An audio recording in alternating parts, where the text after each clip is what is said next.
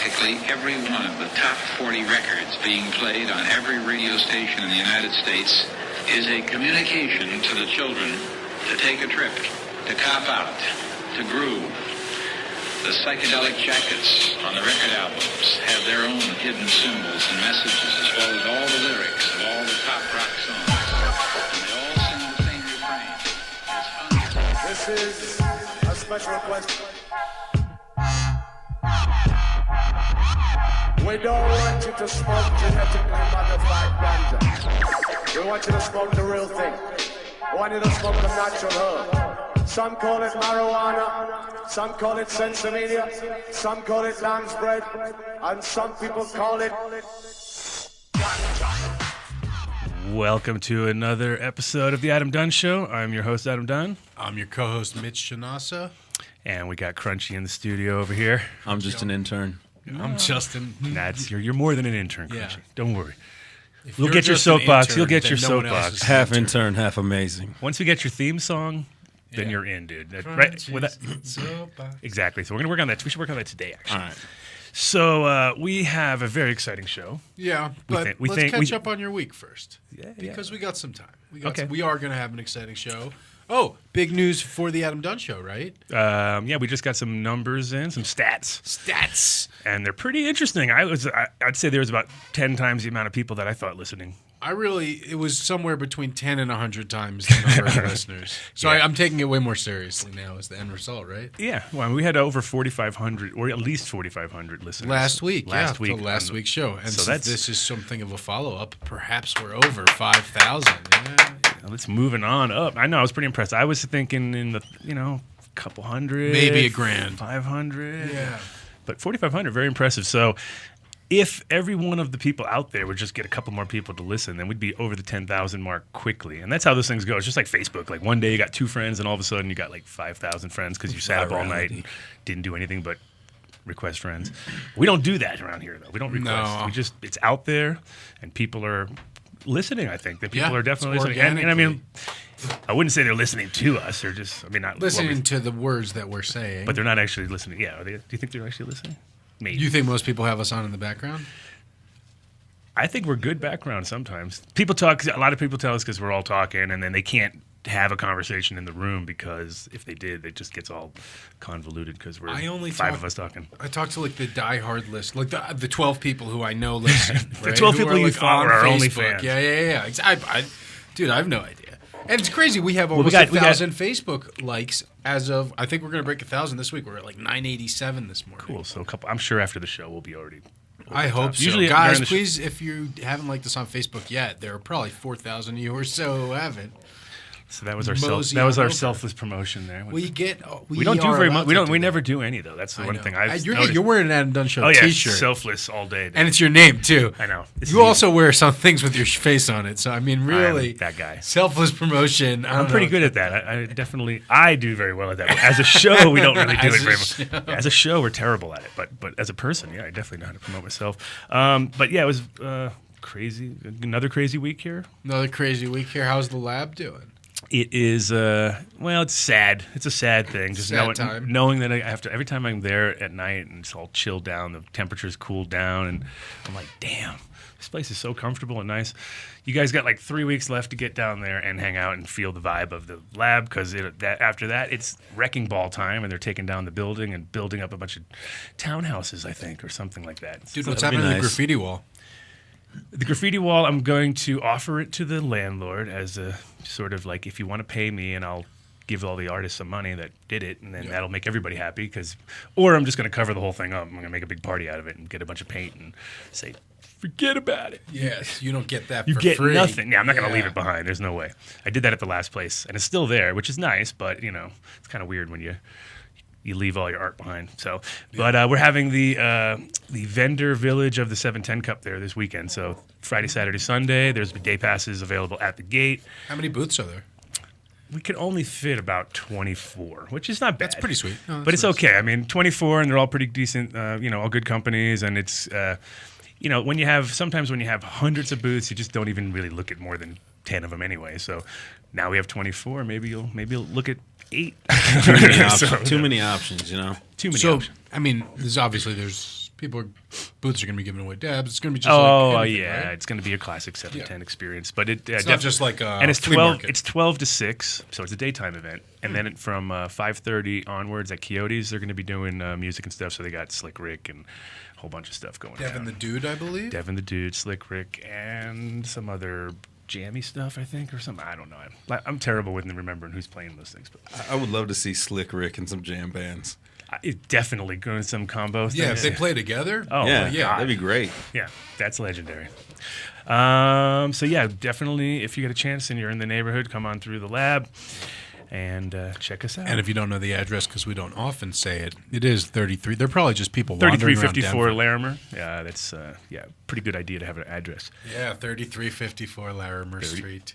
Yeah, got the 33 in there though. You like that? Yeah, and I like the Studio 54 Studio meets 54. the 33. Wow, You know? I never even thought of that. Oh, man, it's on the way out. It's on. When you guys moved in, I passed it like 4 times driving. I mean, I was also like dabbing in my. Well, I wasn't. Well, you were dabbing while I was driving. Of course you were. I was riding in the passenger seat of a car that was driving by. I just happened to do the dab every time. Precisely. As you were going past. Yeah. That's how it goes sometimes.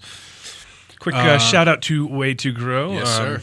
Now they're doing the cool down special. Oh, it's about time for that. It's a cool down special. It's 30% off all of their control gear for like fans and inline stuff and can fans and stuff like that. I picked up my variable fan speed controller during last year's cool down sale. And he also wanted they also wanted us to sort of explain the whole EPAP sale because that was a liquidation sale. That's why they were so cheap. Those were liquidated. They're out of there. Oh, they're out. That's last season's gear. Exactly. It's like buying something at Marshall's. So now it's Gavitas are on point now. They've got all those. Boom, the and new got thing. And they've got them with the Digi controller that comes with a little computer that you can do 80 lights at a time, and you can control sections and areas. It's very nice. So you can just set your parameters. So if you're trying to go pro and you're not just trying to go budget, that definitely make your move on those Gavitas. For sure. So, but right now it is getting hot, so that's why everybody's got to get their gear in order, and temperature is definitely cool important. it down. And speaking of down, let's go into right. the news rundown.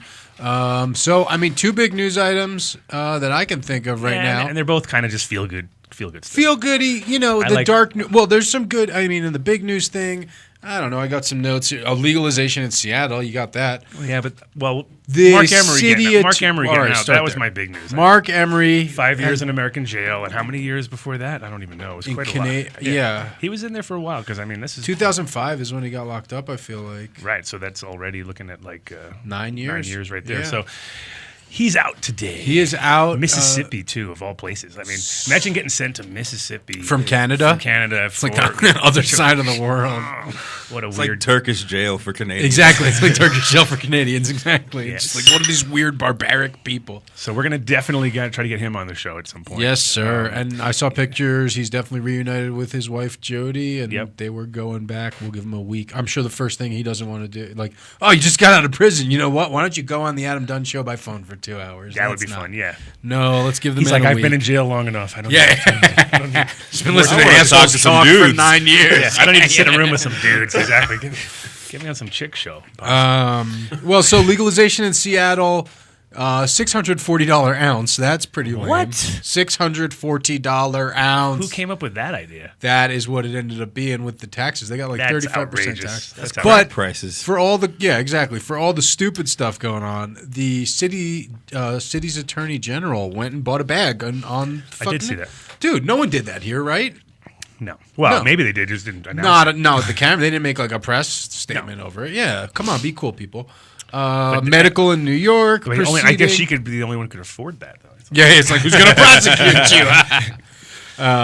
Wreck on the ballot in D.C. The L.A. Cannabis Farmers Market. I heard about that. I heard it was that already went down, right? Yeah, that was like and last it week. was, Between and it last was week's really crowded. Dude, There was like lines an around the 8-hour block. line. Yeah. It turned into like almost a shit show. And it was just a weed farmers market. Yep. Let's do it. Yep. So Um, I mean, and- it should happen everywhere. I mean, that should just be a Speaking of normal thing. awesome things that only happen in Denver so far. Oh, you're talking about the fair? Oh, I'm talking about What? President Obama. Oh yeah, I heard about that. Obese himself was like, he was shooting pool. He was laid back in Denver, man. He was shooting pool with Hickenlooper at his brewery. They did a whole photo shoot with that, and then he went out to another brewery or something. Yeah, and then somebody offered him something. Yeah, Or- this dude, I guess he said he'd like chatted up the Secret Service for a while. to get them to relax, which like the Secret Service should never relax, no matter how much if you can chat them up and make them relax, like rule number one. Fire that motherfucker. They're not doing their job. But after that, he pulled out a joint and offered the president a hit, and the president did not say yes or no. He just left. See, that guy lived my dream, dude. I told you. I know. I told you I had that dream. I know you did. Well, you. I had a but dream. you smoked with him, didn't you? No, in the dream, yeah. But I told you I had a dream. I remember it. And it was I didn't know Obama we were was sharing wearing a shark skin suit. That's what I remember. Nice. It was pretty awesome, and he looked really tired. He looked so tired in my dream. He was like, ugh. And then I was like, he was smoking a joint in the dream, so I was like, kind of, whoa, weird. Whoa. Okay, what do we got shout now? out We got some. Incredibles? Oh, shout out for our number one edible sponsor out there, Incredibles, number one edibles in the universe. 15 flavors and 16, including this fireworks one. Are they Which still I don't know. doing the fireworks? I don't know. I'm not Is it sure. Limited edition, It was dude. very limited, but it was very awesome. I had some the other day. They were great. Yeah. They kicked in really late too. It's weird because like you don't feel it at first, and then when it's totally dissolved, then they kick in. So it's got like a delay, slow fuse or something. I don't know. It's like a delayed reaction. Controlled release. There you go. I was waiting for some military jargon to come Sustained through. release, yeah. There you go. Something. Give me something. Give him some. Give me something over here.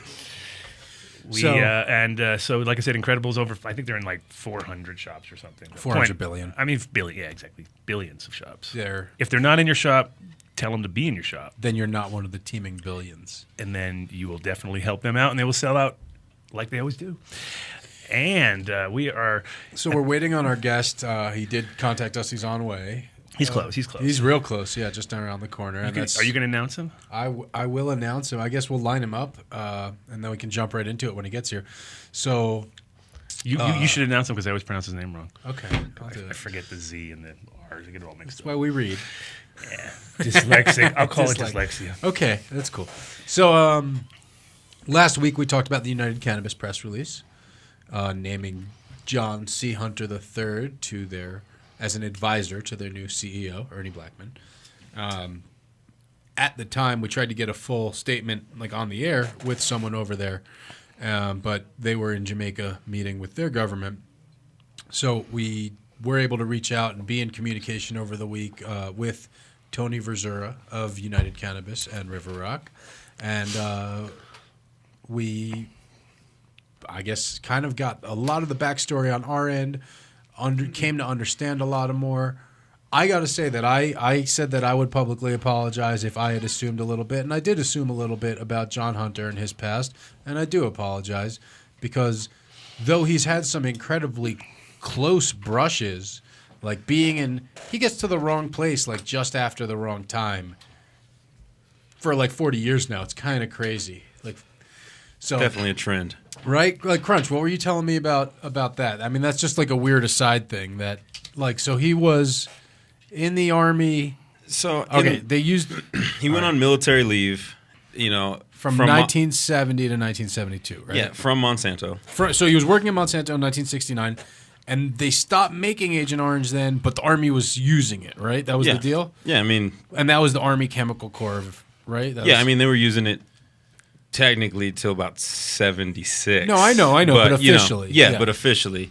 But, and then 2 years right after they stopped making Agent Orange, No, the year later, that's the thing. They stopped making it in 69, or stopped officially using it in 69, and then he got into the Chemical Corps from 1970 to 1972. Yeah, but 2 years after that, he was back at Monsanto. Oh, yeah. And then That's after what I'm that, saying, he goes yeah. back to Monsanto. Yeah. And it's just weird. And then, the same thing, Solutia has all this legacy pollution thing. And that's one thing that when Tony is in studio, we're going to let him explain. But he was able to get a statement from John. And John, in his own words, gave his history and a full timeline of his past and where he was at those times. Passed that on to Tony. Tony passed it on to us. And we will go through it with Tony when he gets here. So, yeah, I would say that one thing that they did try to make really clear is that he had nothing to do with GMOs. That's for sure. Actually, we'll go through the facts you should know that Tony sent me. So first is that Ernie Blackman, who is the CEO of United Cannabis, who John Hunter is advising, his dad is from Anniston, Alabama, the town that all the PCB contamination in. So they're very familiar with. They're very familiar with the tragedy. Yeah. And then the second thing is that John C. Hunter III has never had anything to do with GMOs, which we said last week. That's not news to any of our listeners. And then there's just the facts about the PCBs, that they were first manufactured in Anniston in 1927. They go on through the history, and that it was all before John Hunter was with Monsanto. 1927, 1935. So in 1969, he had no knowledge of PCBs or the authority or how they were to be disposed of. He was a junior engineer in Texas City. And whatever, incidentally, the same year, Congress passed the National Environmental Act. So he was only made aware of the PCB liabilities in the late 90s. And he's only been a part of the decision to clean up the PCBs, that he wasn't even born when they were first started being manufactured, etc. But there's a little time lapse over there. Kind of Yeah, 14, there's a little about 14 overlap. years or something where you kind of knew what was going So on. here's a quote right from Hunter. Might have figured it out. In 1997, Monsanto separated their remaining traditional chemical businesses as an independent public company through a spin-off transaction to its shareholders. That's a little misleading when you say it's like an independent public company, but it's spin-off to the same shareholders. Because it's still owned by the same people. I was named the president and chief operating officer for the new company, Solution Incorporated. Prior to that time, he had not been involved in any way with the PCB situation in any of his assignments with Monsanto. In his new position, it was his responsibility to ensure that residual PCBs in the environment were voluntarily cleaned up according to standards and using methods fully agreed to by the EPA and under their observation and review. This effort and all of the costs were borne by Solutia, even though there had been no PCBs manufactured or distributed since 1971, 26 years prior to him being put at the helm of the newly formed Solutia.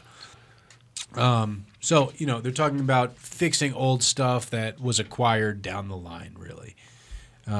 Just wanted to introduce, I got in the studio, Soap Man over here, a good friend of mine, a biochemist by trade. So we can always throw a little some wingers at him every so often if we get technical.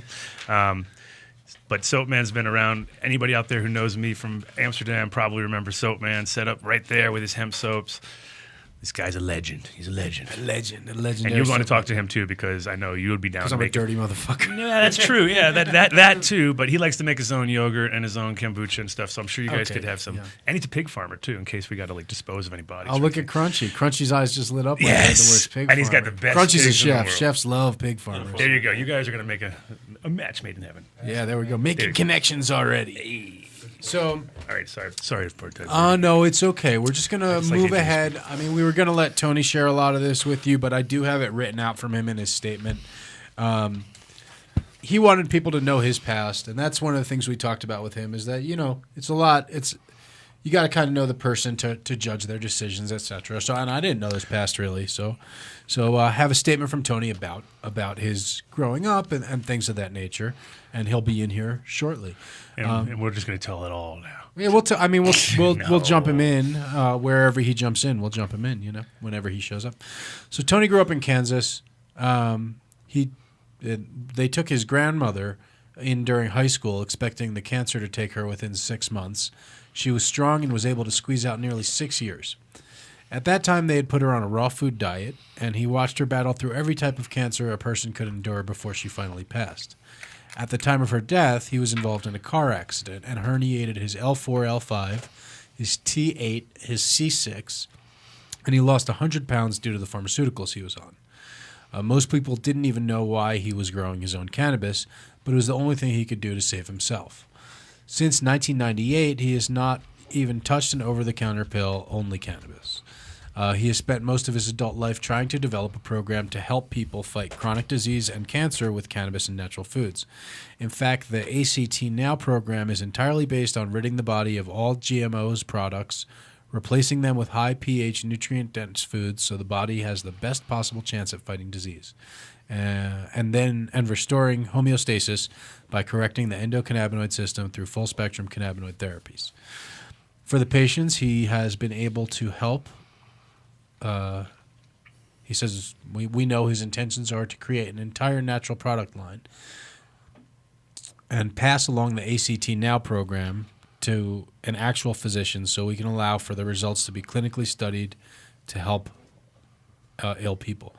It seems in today's world, the big companies like Monsanto's and some people that don't care about the end results of helping patients collectively want to see us fail. And he's referring, I guess, to medical cannabis practitioners. Progressive minds and plans of action should be questioned with legitimate concerns and with a very open or objective mind if they truly want to understand the fundamental difference between reality and perception.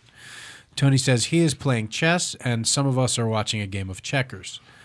There are big forces in the world, and they have even bigger agendas. If anyone wants to survive the next wave in the cannabis industry, you should probably pay very close attention to what happens after cannabis gets rescheduled to Schedule 2. There are 3 forces that are lining up, and if that happens, remember the fun we all had this week trying to poke fun at why we decided to arm ourselves for battle. Obviously, he weighed the options of the public response to having John Hunter III take a temporary advisory position to the CEO of United Cannabis. And then the facts that he was presented with a month ago, after having the same reaction as most of us, are what changed his mind. And those were the facts that we just went over before. So I could have gone over this in order, but I went a little out of order. So Adam was just looking over. We did collect listener questions in like an official way for the first time ever. Oh, and I believe we do have the man himself. We can welcome Tony Verzura to studio. Really good timing, Tony. I just had read over the part of your intro here, man. So I can kind of show you where we are on the agenda here. But what I had read is to the audience your little brief bio of your history. Sure. And then into the facts about John Hunter that you passed along. Okay. So let's introduce you to the audience. Let's welcome Tony to the studio. And again, Welcome. How you doing? definitely thank you for coming down and making the trip, man. Absolutely. It's a good way to come back from vacation. Yeah. Oh, yeah. Hit the ground running, as we like to say. Okay, cool. So we're going to kind of pick up right where we were, and we talked about sort of your past and how you got into the ACT program based on Crunch. Do you have an extra one of the? Yeah, just share that with Tony if you could. Thanks. So we kind of talked about your past with the ACT program. Would you talk about that? Just what you wrote on the paper here. So why don't you bring us up to speed? Because it's touched on here, but I think this was like a message you had sent to someone who was perhaps participating in it. Yeah, it's something that I've worked on probably since late 90s, really started for myself, trying to find ways to use cannabis for opiates for myself, and then having L4, L5, herniated backs, car accidents, and motorcycle accidents. Actually have a dislocated shoulder. Then also blew out my knee about almost 2 years ago. So that's when it really came into the full picture. It was the same time that we won the first ever High Time CBD concentrate award, and I was actually in a wheelchair. Remember, I was the guy hobbling around with the big sign that said Super CBD, and we were the only people not smoking people out. Right. I remember. Yeah, so at that time, I didn't know what was wrong with my knee. And, from there, I think the discovery of how useful CBD, full plant CBD oils and extracts came like really to light. People were like, oh, okay, what's the CBD about? And the first patient that walked in after that cup and someone that I met there actually started the Act Now program. One was Karen, who is our patient story on metastatic breast, liver, and bone cancer, who's in remission now for over a year on the Act Now program, in combination of nutritional support. And then the other one is actually my assistant.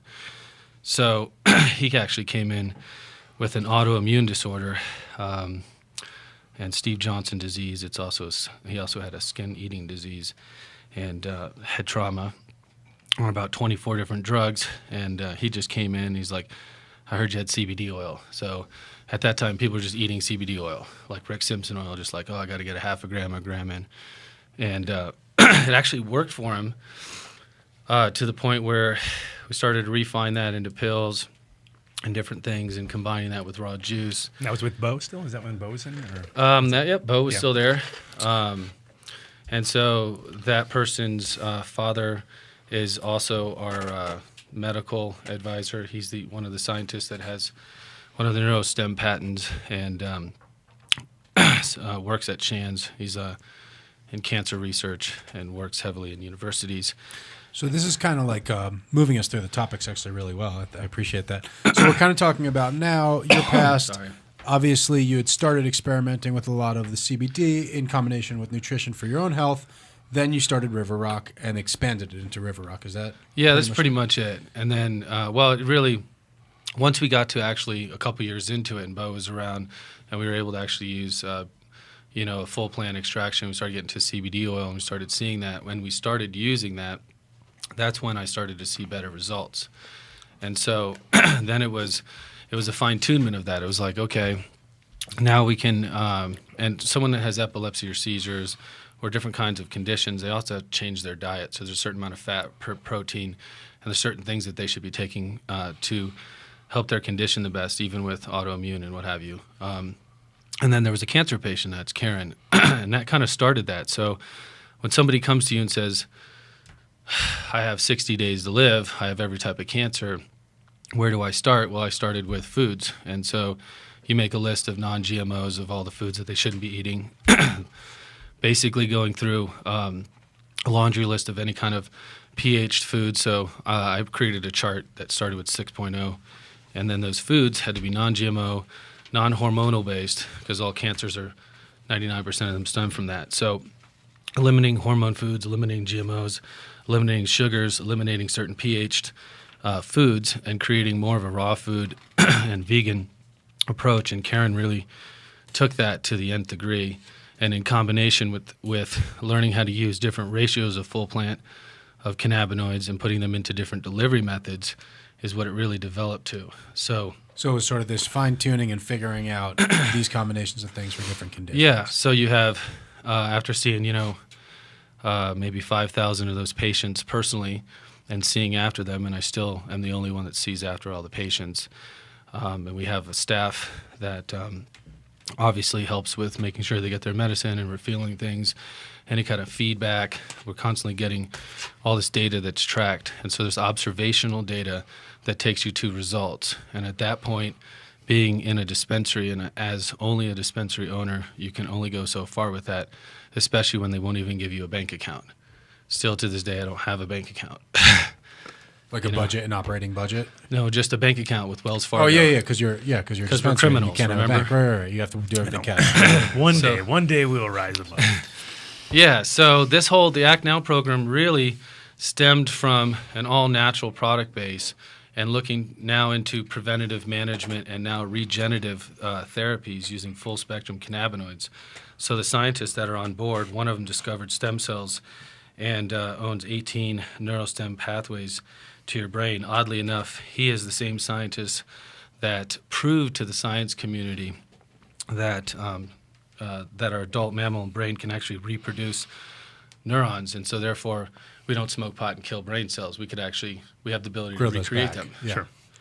I say we clean them out a little bit. Clean them out. Yeah. Get out the old one, shake it up a little bit. So we put out, as you know, the listener question solicit deal. So we have listener questions, and I kind of compiled them into here. And so I kind of want to just introduce some topics that listeners brought up, because a lot of people, it seems that the questions very much clustered around the same things. Yeah. So rather than ask a million different similar questions, I'm just going to kind of bring up a topic and get your feedback on it. So in regards to River Rock, because that's what we're talking about, Yep. a lot of people had questions regarding River Rock's relationship to MIG. Okay. And your relationship to MIG, and I know you had expressed to me, your attitude on MIG and all that. So I don't want to put any. Good chance to clear. Yeah, I think this is a good opportunity, because I think even in our small circle of communities of friends as well, this has created that sidebar look. Oftentimes, where everyone's like kind of giving you the evil eye, or like looking at you from the side, and you're like, "Where's that coming from?"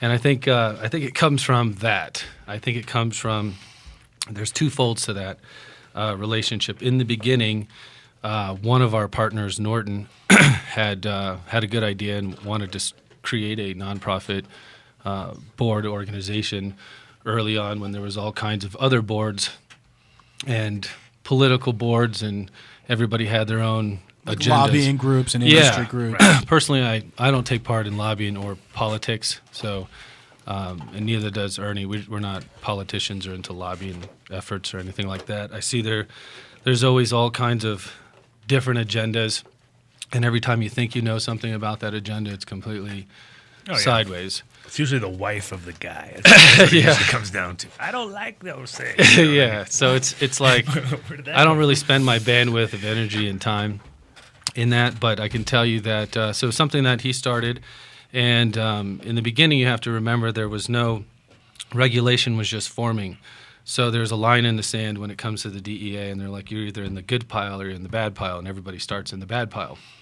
So I think what what happened was, as we set up River Rock, it's like these different stones. Everyone has their different circles and their different agendas to try to make, the effort and the movement successful. So his was really focused on regulation, keeping us out of jail, and trying to keep us transparent. That's how it kind of started. And that was about 3 years ago, 2 years, 3 years ago, something like About that. 3, because when we were still at the spot. Yeah, the last time I've actually heard anything about it or honestly gotten involved was probably 2-3 years ago, even an update. So when I hear updates online, Mig's doing this, Mig's doing that, and I hear about whatever that is, generally, personally, I'm not for it. I'm a grassroots person that started 5 years ago with 3 lights, 6 plants. I don't think that an individual and an individual patient specifically should be limited to the amount of medicine they want to grow for themselves. And so for people out there who don't really understand, or because we have people from everywhere listening, so obviously the locals here, some of us know MIG, and we kind of knew what the things that they put together or put forth. And MIG is MMIG, Medical Marijuana Industry Group. There Or you maybe, are they just MIG now? Did they change? I don't even know. But yeah. I don't know either. They might have. I heard some rumors that they might have changed, but so this is like that's that organization. You have several partners at River Rock, so that's I think what causes confusion. Yeah, let's lay that out for people where they can kind of see the River Rock UCann overlap and the Right. MIG, how they're not connected and Okay. sort of draw that. So you have the front of the house and the back of the house. Back of the house is Ernie. He's the master grower. He takes care of all the plants. He also oversees everything in that level. I used to be the grower. He took that over. Thank God, because then we could do other things. And I took over the entire front of house. When we first started, we were both growers. So it was kind of like the 2 guys that were growing, like everybody else started. Sure. And Norton was our legal counsel, and somebody's like, all right, we'll keep you out of jail and do everything right, which is the right way to go. In the beginning, when we have no laws or regulations, your ass is just out there, and we're in a big warehouse trying to grow cannabis for hundreds of patients. And so we had another partner that came. We had an actual partner that came on, so it was myself and Norton, and then John came on. You see John sometimes in the news. And John is somebody that's lived here, I think, 18 years or 15 years. He's got into commercial real estate. He's a really on-hands kind of operator, and we all went out one time. He said, "Well, I'm going to open a dispensary," and we had the little grow going on, and we were like, "Well, we kind of need to get with someone that wants to open a dispensary." Mm-hmm. And at that time, we said, "Okay, let's just partner." Right, it's merger time. Merger time, like everybody else. Yeah, that was that moment in time when everybody had either loose garden or... Yeah, you got to, and we made that decision really early, kind of trying to foresee that. Mm-hmm. And so John and I and Norton came together, and Ernie as the master grower, and somebody that, once we set that, kind of that's the team, and that's the 4 horsemen, if you will. And so everybody had their agendas and objectives. And so, and it's kind of like, at that time, we didn't know where this was all going to go. And so for me, I'm very on the medical side of cannabis, and then we had the whole recreational thing come out of nowhere, and now it's a... And I don't think any of us foresaw the recreational thing kicking in like it did. No. Like none of us. I don't think anybody. Even people Really? with, I feel like I said that. did you? I didn't. I think there was groups out there that were within 5 years. Within that 5-year span, it was in my business plan when I started Incredible that it would be Really? go rec within this decade. So I couldn't have called the day though. But yeah, it came early. I came felt way like early. 2 years early. I was like, oh, geez, we didn't even get the medical program going. Yeah. And now it's like I felt like everyone was going to abandon ship and like just go to the rec side and just go for the money. To the rec side. And that's how it started. And so I started with adult use. So it's like, all right, let's approach this a little different, because my goal was to try to get these natural-based products and these different delivery methods, and not just the products that UCann is developing, and other products too. So if I like certain products, I put it into the program. So just like the, there's transdermal gels and patches that we help supply some of the raw materials, but I like them. And same with like the Incredible chocolate bars. There's different things that I like because the way they're done, the way they're temped, the way they're dosed. Right. They have adult use foresight, And so basically the whole rec thing came along, and we weren't even the first out of the gate. We took 4 months because we wanted to try to digest that and build. I don't think any of the big players were out of the gate. I think everybody was small. It was like mom And to put into dads. context for people who don't, I guess, aren't in Colorado, right, and don't know, River Rock is, at least for me, as someone who doesn't necessarily shop dispensaries frequently, but hears people talk about them, one of the bigger, more successful dispensary companies, brands, whatever you want to call it, Yeah, in Denver. Yeah. And it's, I mean, that's the thing is it's there's other people who have more shops, but definitely you guys have we seem to huge part of that. and I think that's really pushing the medical side, and that's how it started, trying to brand a professional medical cannabis establishment. That's been my goal. So I want to make sure we cover, as part of that, your guys' relationship with Rare Dankness. There were a lot of questions about that. So let's clear that. So Norton talk about how it Norton has a started. relationship with Meg. Oh, right. And So Norton has a partner relationship with at Meg. River Rock. Right, and he's a partner at River Rock, yeah. That doesn't necessarily mean that. And then Ernie and I, we were like Bert and Ernie, and so we became really good friends. The front of the house and the back of the house kind of work well together. When you cultivate cultivate your unibrow a little bit if you want to. We both Fill should that get in. those. Just be like, that'd be perfect. yeah. So it kind of goes hand in hand when you're trying to make hash and you're cultivating resin, and people don't understand that. So when I'm working on process products and patients and programs, and you're trying to really get to the medicine from a non-solvent and a solvent base, it's good to be very close to the grower and have a lot of respect for that. And that's the one thing I'd have to say.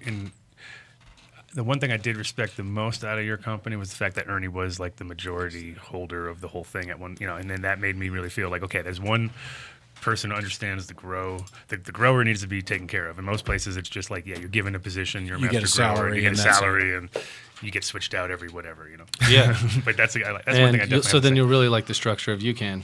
So the relationship there is, I said to Ernie one day, well, we've got this program, we've got this idea of some products, we've got the attention of these scientists, and they actually have 4 compounds that are natural products, no GMOs or anything like that, and they're into human clinical trials, and they've been using these compounds for children with chronic disease and cancer in multiple universities. And these are cannabis-derived compounds, I'm assuming? These are natural. Oh, just like other broccoli, natural. Okay, when you hear about broccoli being used to fight cancer. So like other phytonutrients. Yeah, like phytochemicals from natural plants, which it's like if you use, first I don't even know how to create GMO plants, but the definition of it is changing something genetically in it, so breeding it in or out. And, I think when you start messing around with that, you lose the element of growing the plant in its full potential or full spectrum, even as a food. For sure. For sure. And so what they did was, the other scientist, he basically spent 13 years trying to save his wife, who was also named Karen, with the same type of condition that the Karen that survived from our program was. And so he spent a long time, went from 80 compounds to 4, and basically took note and attention when he saw Karen's story and he got to meet her. And so I kind of showed him that I had 20 or 30 different programs and how to use, pre-hormonal, post-hormonal, the entire plant. A lot of things that aren't even really all the way on the shelf. People are like, oh, you don't have a medical program. It's like, no, they're going to the people that need it. And so we came together, and I said, listen, like everybody else runs into that problem. Well, we have to grow 1 billion square feet of CBD material and different strains to even make a dent for the rest of the world. Because once you find that, and you're like, okay, there's 20 people that are in remission. Mm-hmm. I need to go to the next level. So Ernie and I came together, and I gave him, there's a 60-40 split when we started United Cannabis on the grower side, right? Not even on my side.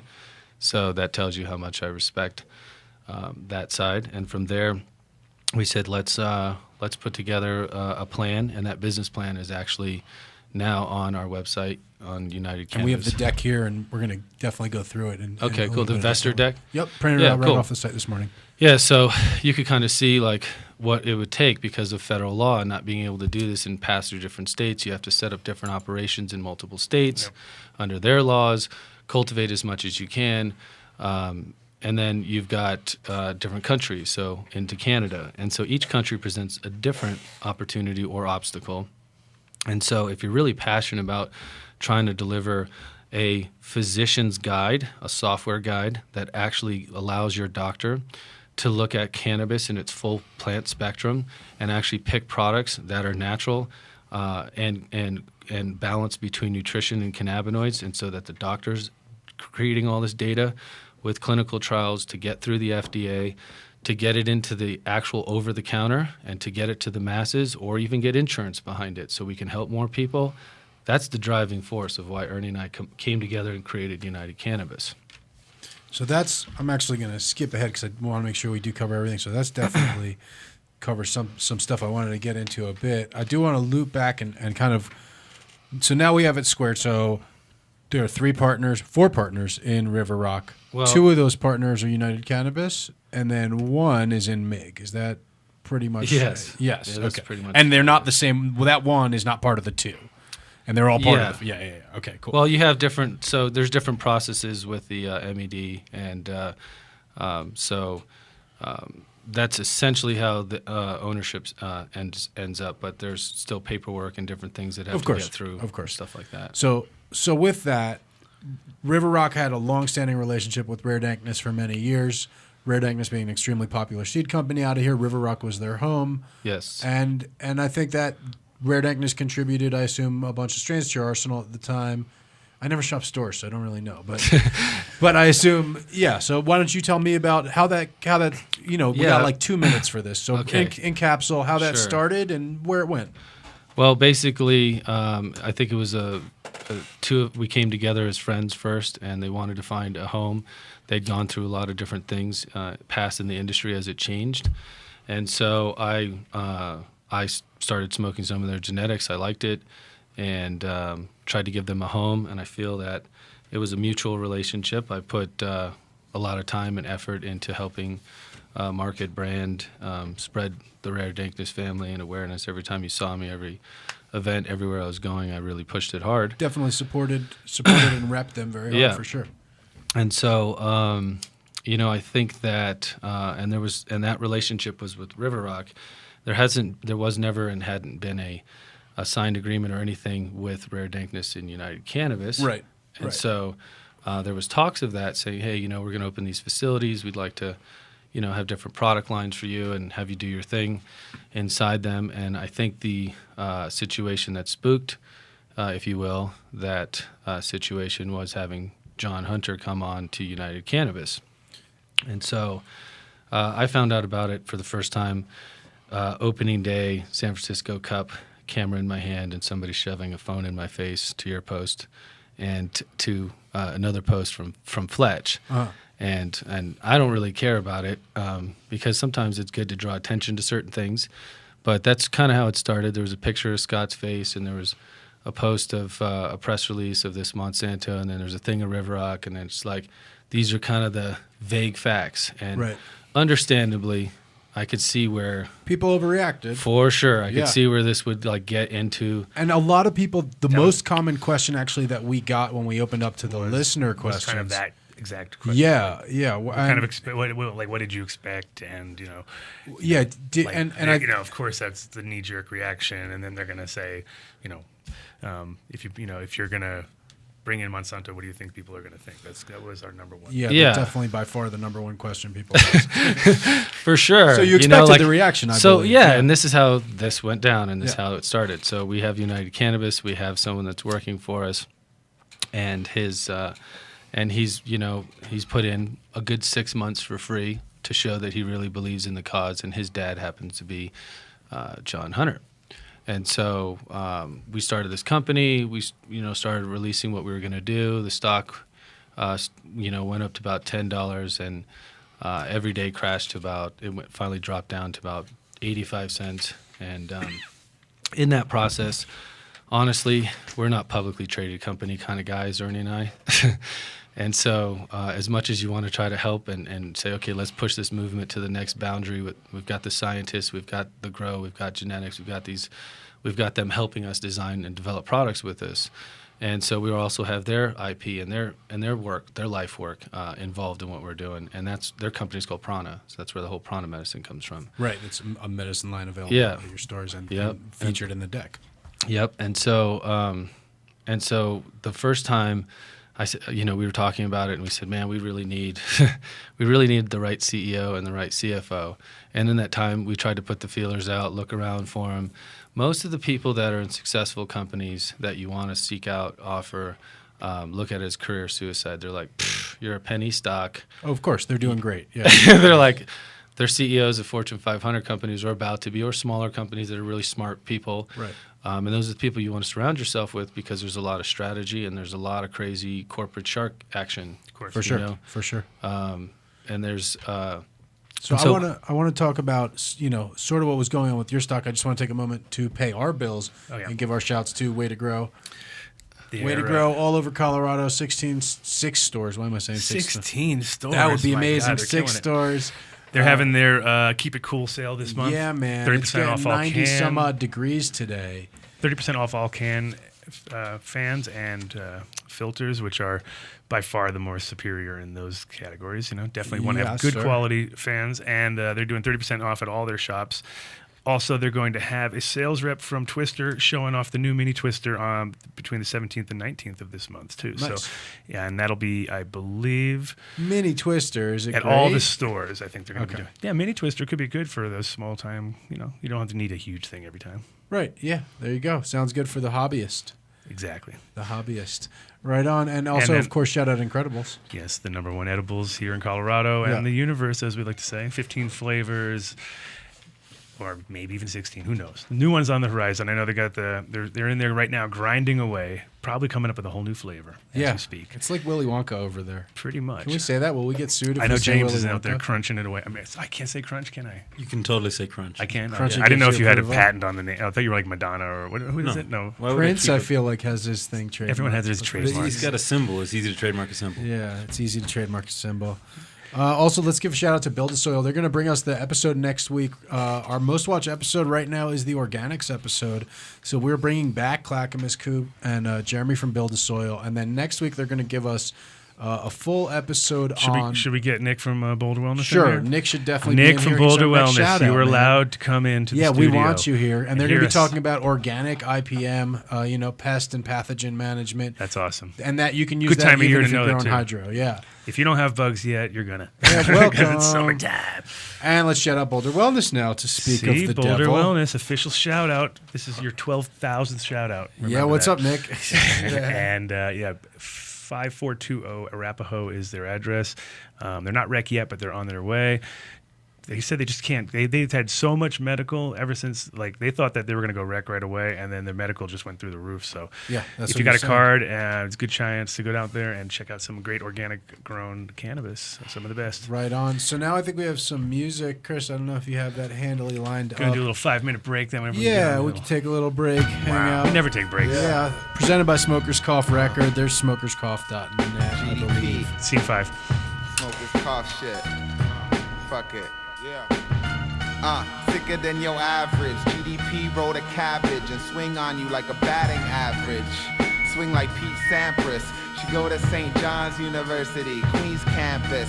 I strangle the mic and leave handprints. Khyber Pass to Atlantis, we doing damage. Told my dad I see a mill before 30. Get my hands more dirty. You deserve it, G. Jersey. You 7-30. I'm Bruno Kirby, and what you rap don't concern me. You make commodity art, but what influenced your style? Probably ours. Yeah, I'm at the lab, you at Pottery Barn, and hit the lottery with dumb down lobotomy bars. Yeah, I bomb atomically, write prophecy, young Sophocles. My philosophy, other people's property. What you got from me? You ain't got a pot to pee. I strike like an anaconda, you a mockery. Them cowards run, chew you like Choward's gum. Be it Howard Homecoming with a pound of skunk. I'm out to lunch, down to crush. I'm bout the funds, I'm down to bust. Jump out the bus, we out here. Got it popping off. Fans be like, gee, how much does Holocaust? I ain't got a job, I ain't got a boss. If the food store's closed down, how much does $1 cost? Kill your fucking neighbor for some pasta sauce. We in the monster's jaws like Robert Shaw. No new messages, logging off. And I ain't really want a kid, so I got a dog. Now I be in the Lexus eating Haagen-Dazs. And me and Aoi shine, it's like, oh no. Yeah, we shine like, oh no. Yeah, we shine like, me and Aoi shine, it's like, oh no. But Aoi shines like, oh no. Yeah, GDP. And on. 2014, Jersey.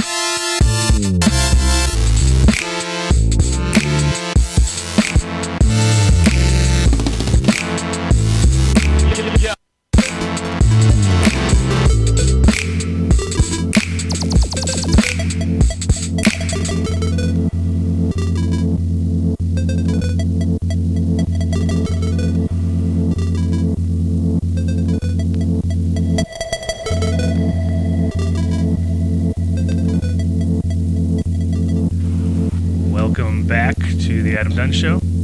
That was our musical interlude. Courtesy of Smokers Cough Records, there at smokerscough.net. That was On and Floral Flow? Floral Foam?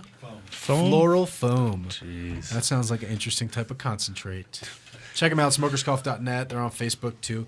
We're with Tony Verzura. Tony, am I pronouncing that right? We had a discussion. I always pronounce it. I always say, I don't know, never mind. It's just Verzura. Verzura. Okay, cool. I did get it. Actually, it's like an old Italian word. My family's from Italy, so it actually translates to Gardens of Cemetery or Green Meadows, Gardens of Cemetery. Interesting.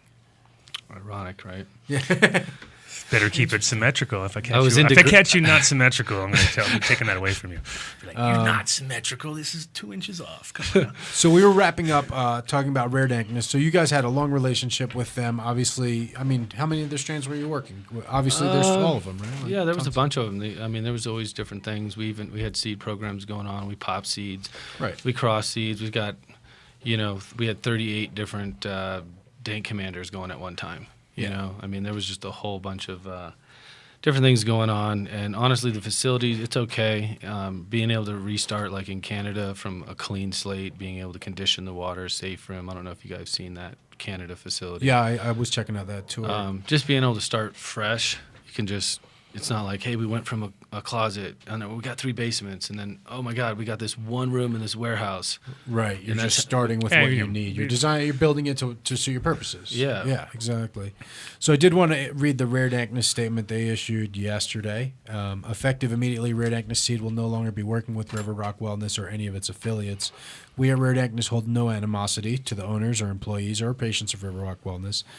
They do believe that at this time the company's philosophies and goals are headed on different paths.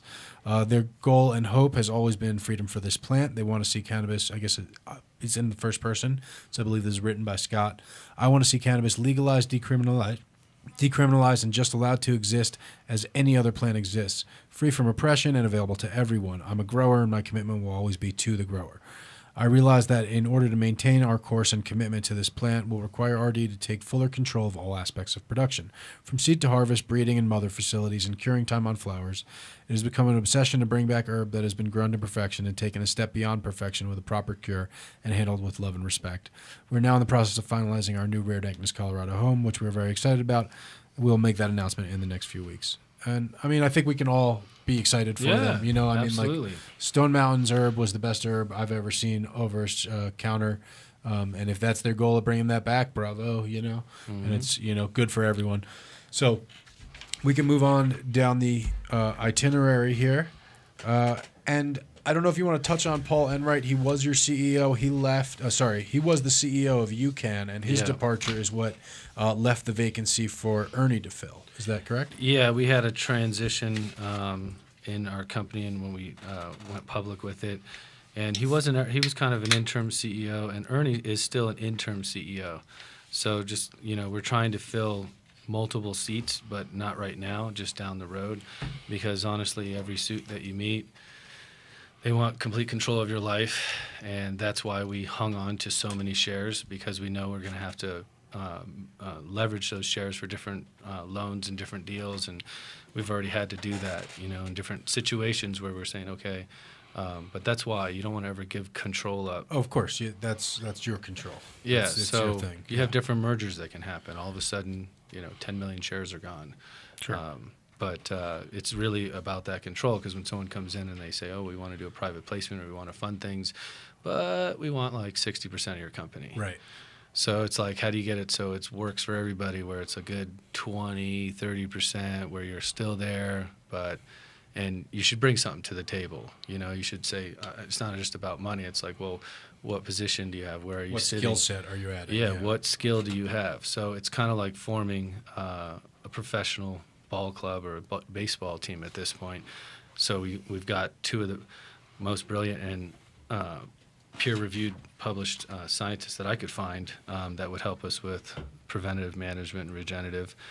And so we really lacked that coach, that vision in the public sector to how to structure things. Even what I was doing, I was wearing like 10 different hats. So you need somebody to kind of sit you down and go, listen, brother, you're really good at these 4 things. And that's what John brings to the table and some of the things, but we can get into that at the pace you want. Yeah, I just wanted to talk about, because some people, I guess another thing we can definitely cover is that you did release a press release just yesterday, and this is congratulations. Yes. That Jibbs' company, The Melts, and Giddy Up's Emo Tech are. So you guys are what? You're distributing that? United Cannabis is their distributor now? Or how does that work? So this is how this works. So United Cannabis is a publicly traded company that doesn't and can't touch the plant or the medicine. Right. So when we talk about IP, we say, okay, we have this already FDA-approved natural solution that you can use in this process with water hash or with oil, and to create these product lines. And so what that entails is us taking on a management role and saying to them, okay, we're going to handle your NDAs with your people, we're going to handle your SOPs, we're going to handle your employee contracts, so that way we can all work on R&D and develop new technologies together. And so we do is we place them. So wherever UCann facilities end up being, those two would be our processors. Okay, so, I got you. So they're like contracting specialized for you. contractors Okay. that we place in facilities where we want to control that product line. And they would do presumably the training and stuff that you talk about in the deck. They'd be your trainers and stuff. Well, we would help them with to actually just kind of grow their business. Right. So basically, it's up to us to help them find facilities that are licensed across the country and other countries, to develop those spec books, develop the training for them, to develop contracts that they feel is fair for them. Because when people are in this business and they're working 70 hours a week with their hands in ice cold water, making hash, they want to feel like somebody has their back, just like you do with sports agents. So, For sure, absolutely. So this is kind of like Virgin Records, if you will. And that all remains their intellectual property. Correct. The materials you develop and all that. Absolutely. Okay. So let's say we develop something else together, collectively. Collaborative. Now that becomes, if it becomes patentable or becomes a worth of IP that generates a revenue, then there's shares and there's more opportunity for them. So they could contribute that for shares. Correct. Okay. So this isn't trying to control. This is saying, hey, let's be your agent, if you will, and we'll help you develop your business, just like I'm learned from my past. So I want to help the people that are loyal. And yeah, I mean, you supported Rare Deckness a lot when they were with you, etc. So and you remember Jibbs was also a patient story. Absolutely. Autism. So he was numbered 2nd video I've ever had up, and so we started using CBD oil, and now he's he's the Melts owner. He's like he's basically gotten 1st and 3rd in Legends. Mm-hmm. He got 3rd in U.S. Hash Cup rec. He did the Dabadoo, Secret Cup. I mean, he's been really trying to fine tune it. Best hash makers in the world. Right. Yeah. And so I think that he deserves the audience and deserves the support. And as well as Emo Tech, we don't have anything to do with the actual machine. We're just trying to push. So Giddy Up, you would say this is the machine we recommend to you as our client. That's the machine that we're standing by, that we're using. So that way, if you're in another state and you're like, I need a good closed loop system, we're supporting it. So he's going to get, even on his own, he would still push it. But collectively, we're going to push it through so it's got standards that machine needs on a national level. Absolutely. So what we suggest is, this is a great machine to use. What's exclusive is live resin with a certain technique that we're going to have. So wherever this particular technique that we're talking about that we haven't even released yet, that's his technique, but incorporated in another way and packaged in another way that I think people will really enjoy, especially the connoisseurs and stuff like that. But that's what we're saying is exclusive to our facility. So wherever our facilities are, we've picked those 2 guys to be exclusive with us. I see. So and they're going to be providing all of your water hash and it's your non-solvent and solvent hash. Okay, cool. So that I think a lot of people had questions about that, and that definitely answered those.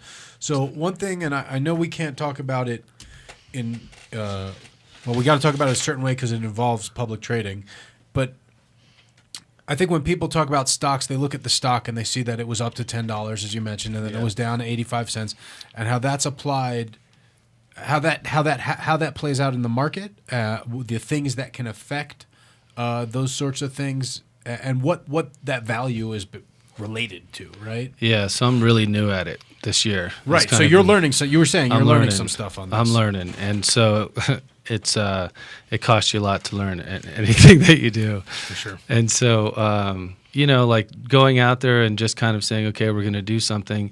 You're now into the open market. So open trade market is a lot different than NASDAQ. So you have to trade a certain amount of volumes, and you have to trade for a certain amount of period at a certain number to make it onto there. And that's kind of like making the big leagues. Right. Right now we're in AAA. You're qualifying. Yeah, we're in AAA. We're trying to just get in there. Mm-hmm. And so while you're in that market, there's different rules and different things that people can take advantage of if they wanted to, or different situations. So you have like a 30-day turnaround, and what I see when we're talking about short sales and stuff. So when somebody makes a commitment to a sale, whether it's going to buy it high or low, they have 3 days, let's say, in NASDAQ and in the big leagues, but they have 30, 60 days, whenever. No one's really following up. Yeah. No one's following up on that. And so there's ways that they could beat you up, and people can short sell you. So they can buy your stock when it's high and then just say, okay, I'm going to sell it and dump it. And so to explain to the listeners how short selling works, that's I'm not saying that this is exactly what happened. Right. But this is a scenario that can happen. Yeah. And Correct. this is what I can say is shorts are when basically everyone watches what everyone else is doing, and they're all just kind of betting together on whether things are going to go good or bad, and they don't really know what the things are usually. So what happens is when some influential people want to start influencing things, they start saying, oh, let's get rid of this. We think it's going to go bad. Not for any reason other than they want it to start going bad because they're betting on that. So it's like this weird ability to move things around. If you've seen Wolf of Wall Street, Jordan Belfort loves that stuff. So we actually had awesome conversation with an MBA who's a CFO who kind of explained that to me. So that's why I know that much. Okay. And gave me all those examples. And he was able to pull up this awesome thing from otcmarkets.com, a website that I've never been to before. That's what market we're on. Yeah, that's the market. Dude, there's we're on. other websites on the internet, that you never look at that are very cool. And looking through the short sales, it definitely seemed that the short sales got up there in May.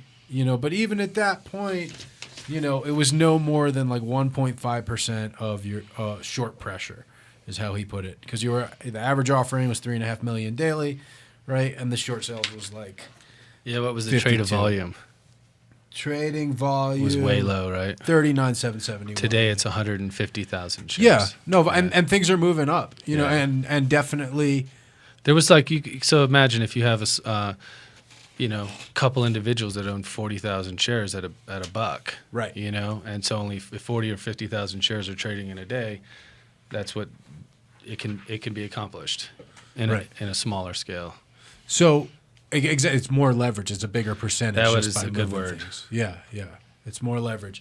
Absolutely. So, but even that said, at only 1.5% pressure, I mean, how did you? Does this guy need a job? Yeah, exactly. How did you buoy against 1.5. that? No. So 1.5% pressure. Yeah, that's what he said. Yeah, 1.5% short March. pressure in May. In May, April, May, June. Okay, So May is when it peaked, and then you. Oh yeah. So what was it the next month?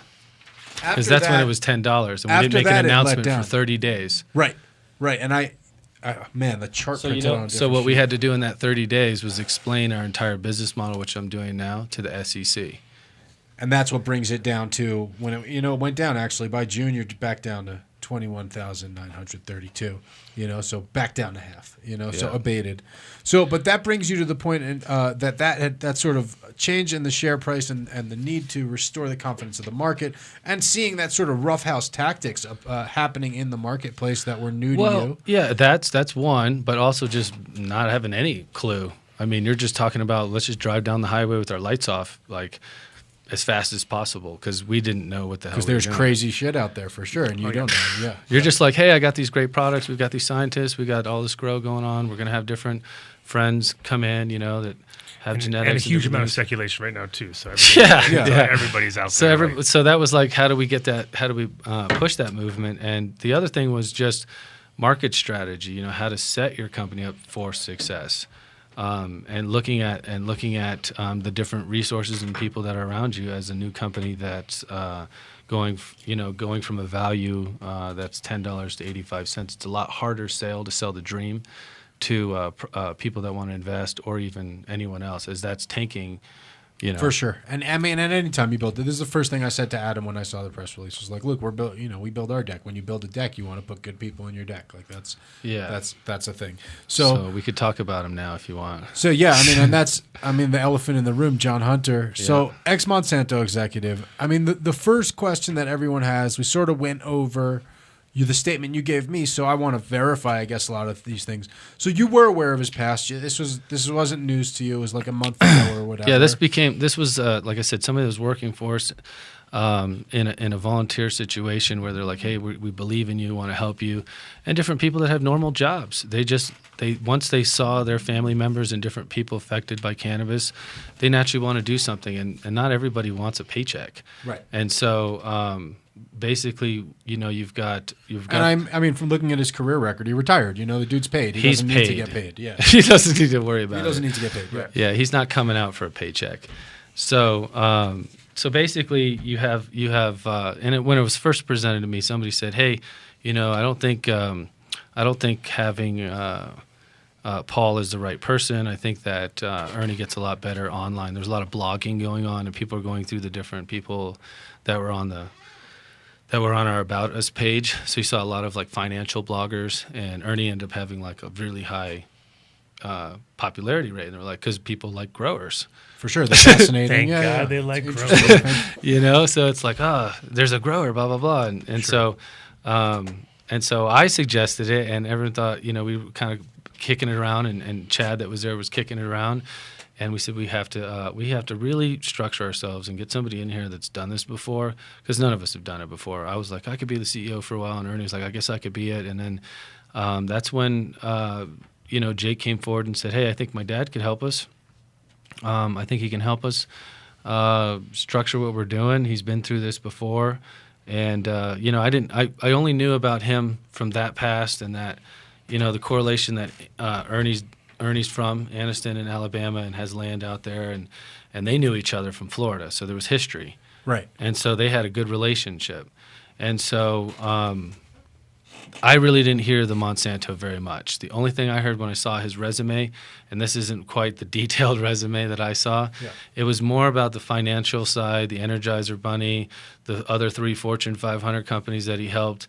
It was really a gearing. This is what I could do for me from a financial structure. Oh, for sure. Strategy. He's on the board of Penford Corporation, which is a big flavors additives thing. He's on the board of Hercules Corporation, which is they did rocketry and shit, but they also have flavor additives, paper. Does a lot of stuff with paper, stuff like that. But for sure.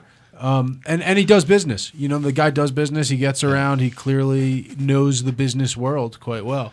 And that's the other thing I said. The second thing I said after, that's what you do when you build a deck, is it's the right business move. Yeah. So if you're building a football team, look at us as saying, okay, we need a defensive coordinator from, say, the Philadelphia Eagles from, the late 90s or something.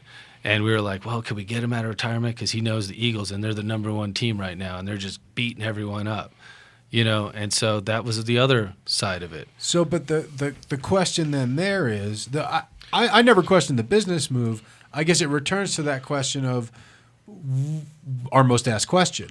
Like, when you put out the press release, why did you choose to include his name or mention the Monsanto piece? What did you expect the reaction to be from the community? That question coming around. You know what I mean? Yeah. That's the. Well, his bio went up on our website, and we hired, one of the things is we had to hire an NIRP firm and a national PR firm, and people that are also in the business that have multiple clients that are like, hey, let these guys breathe for a second, right, if you will. And so I didn't actually get to see that because I went to Toronto to speak, and I was at a conference, so I didn't actually get to proof the press release or see that one. And then I saw the About Us, and I called up Chad, and I was like, hey, man, did you send that? Did that press release go out? I said, because I'm about ready to go to San Francisco, right?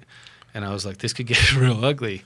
And he goes, well, what do you mean? I was like, well, you mentioned a company that was once part of a division of Monsanto. I was like, but even in the About Us, there's that word's mentioned a lot.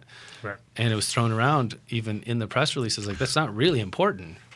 You know, it's like you're just going to draw. Yeah, it was That's what kind of happens weirdly when you hire emphasized in the press professionals. They release, tend to. They were probably impressed when they saw. Yeah, it. but Yeah, the the professionals were Monsanto. like, you know, in the science world and the business world and the course. investment world, they wanted to pump it up because they're like, hey, these guys were, Sure. you know, it was a way, I guess, for them in their mind of getting recognition. And since that day, you know, it's kind of open. We've got a lot of other positive movements on the financial sector. Sure. But, you know, they all that quote that I got from him was from him because, you know, I was like, dude, this is like bad. I was like, this is real bad. Yeah. I was like, because there's like a huge uproar. I was like, friends are pissed off. They're throwing things at each other. I was like, it's gotten ugly. I was like, I knew what I was getting into when I was going into it, and that's why I was like, you know, I see the bigger picture of what's being laid out and how he works.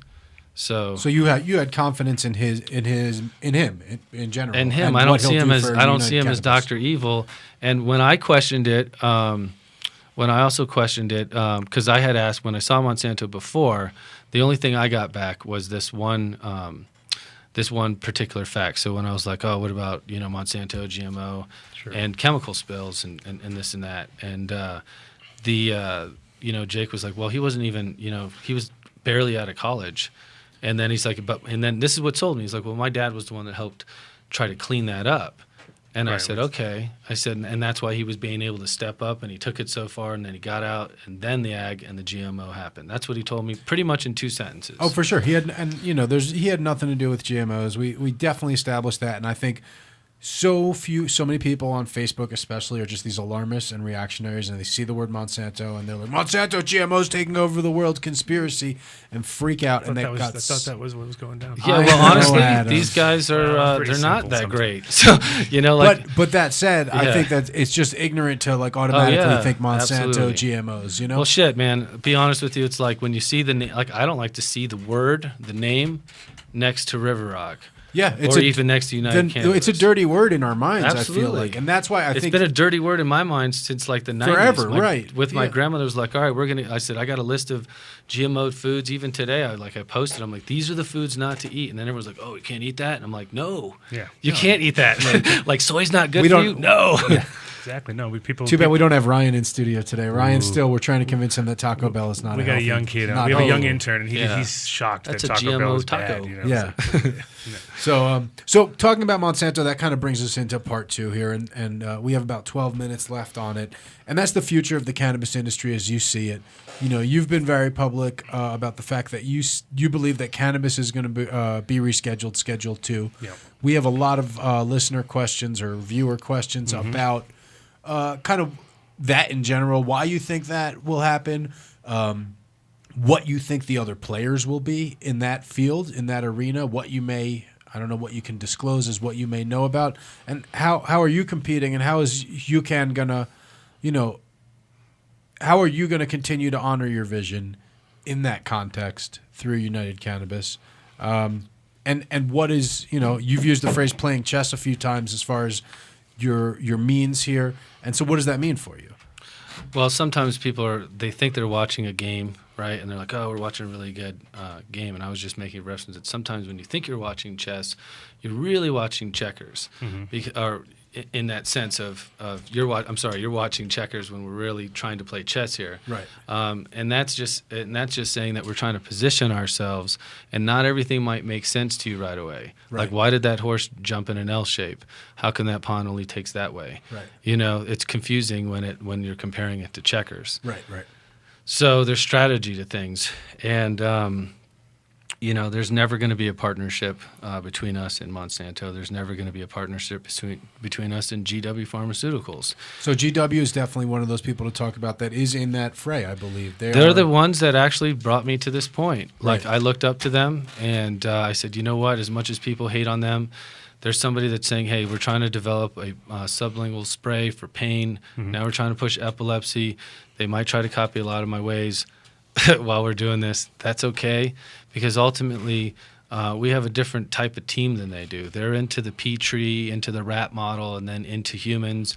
And the scientists that we have, they're the guys that are doing patient avatars, where they're able to model cell cultures from blood, put them into mice that they can develop those ailments that patient's going through.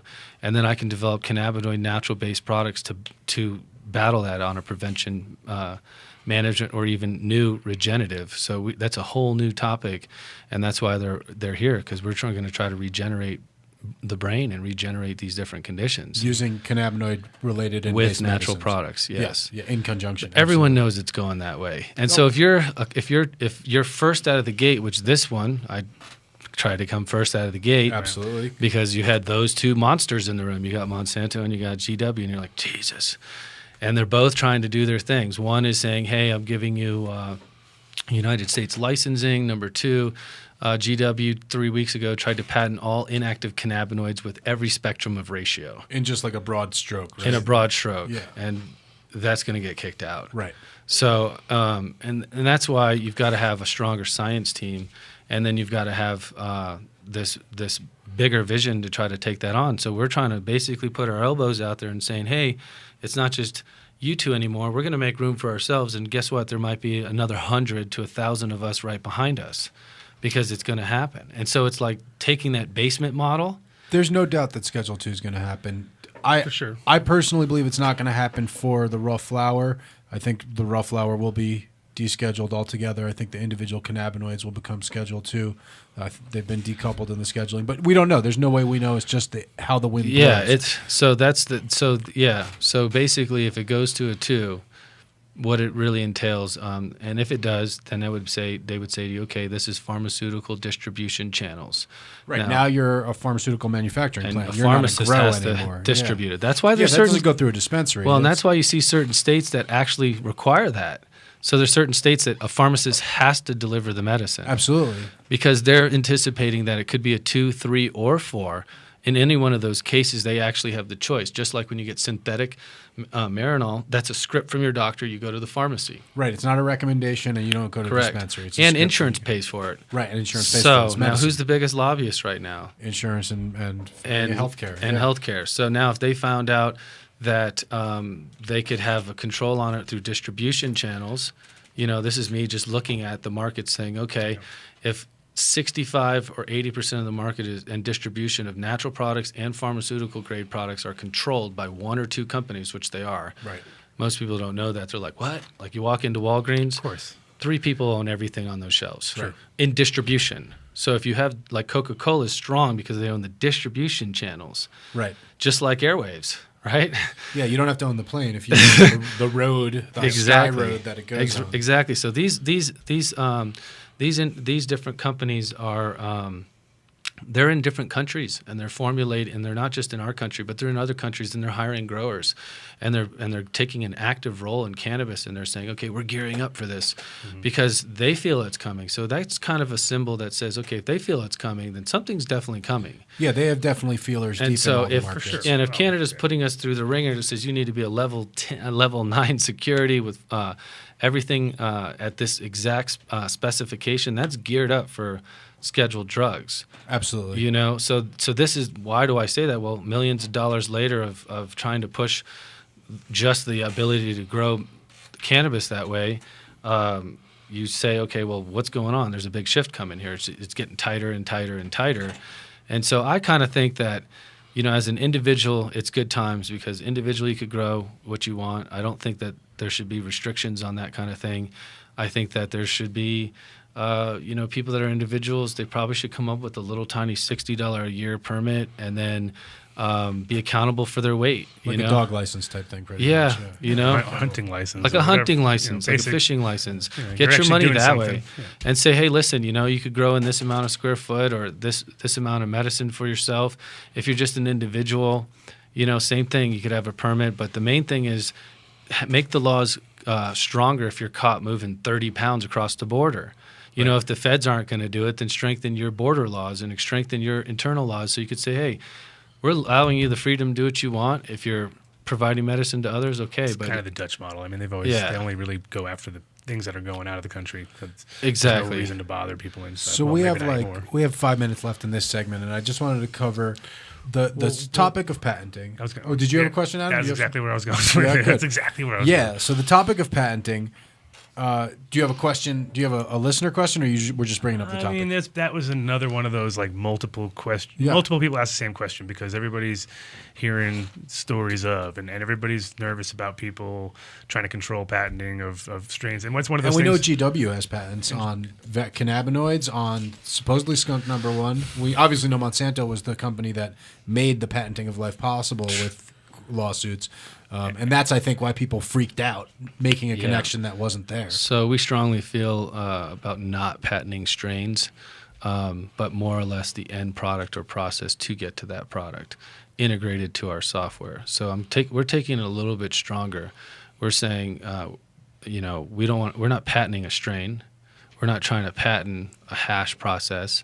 Even though those things do exist out there, and For sure, and process methods, patents, yeah. process. Yeah. But There's a guy we could do a whole show on with that. But let's just say we create with our team a all natural product and a pill that shuts off the ID1 gene. Right. Okay, and then you say, okay, wow, this is amazing. We can actually stop cancer and keep it in remission. So, and we were able to do that. And so, wouldn't you want that to be available to everyone and insurance to pay for it, because then you could help people. So that's where it's kind of caught between a rock and a hard place. Absolutely, because you have to protect yourself from someone else patenting it, right? Yes. And then serving you when you try to go to Yeah, market. so I think that really comes down to the clinical trials. So the software that we developed, it started with a spreadsheet. It started with collecting data. The scientists came in and said, "Hey, by the way, here's an FDA clinically approved software that we use that we can develop all these products and integrate them into a physician's guide. Right. And now we could take all the current patients and all the future patients and simulate those in the lab and also as humans. So we've already done that, and we've actually done that simulation with MD Anderson, where we had a patient that said she's got 30 days. Well, she just did her patient story. She doesn't have cancer in her body. She's under the radar.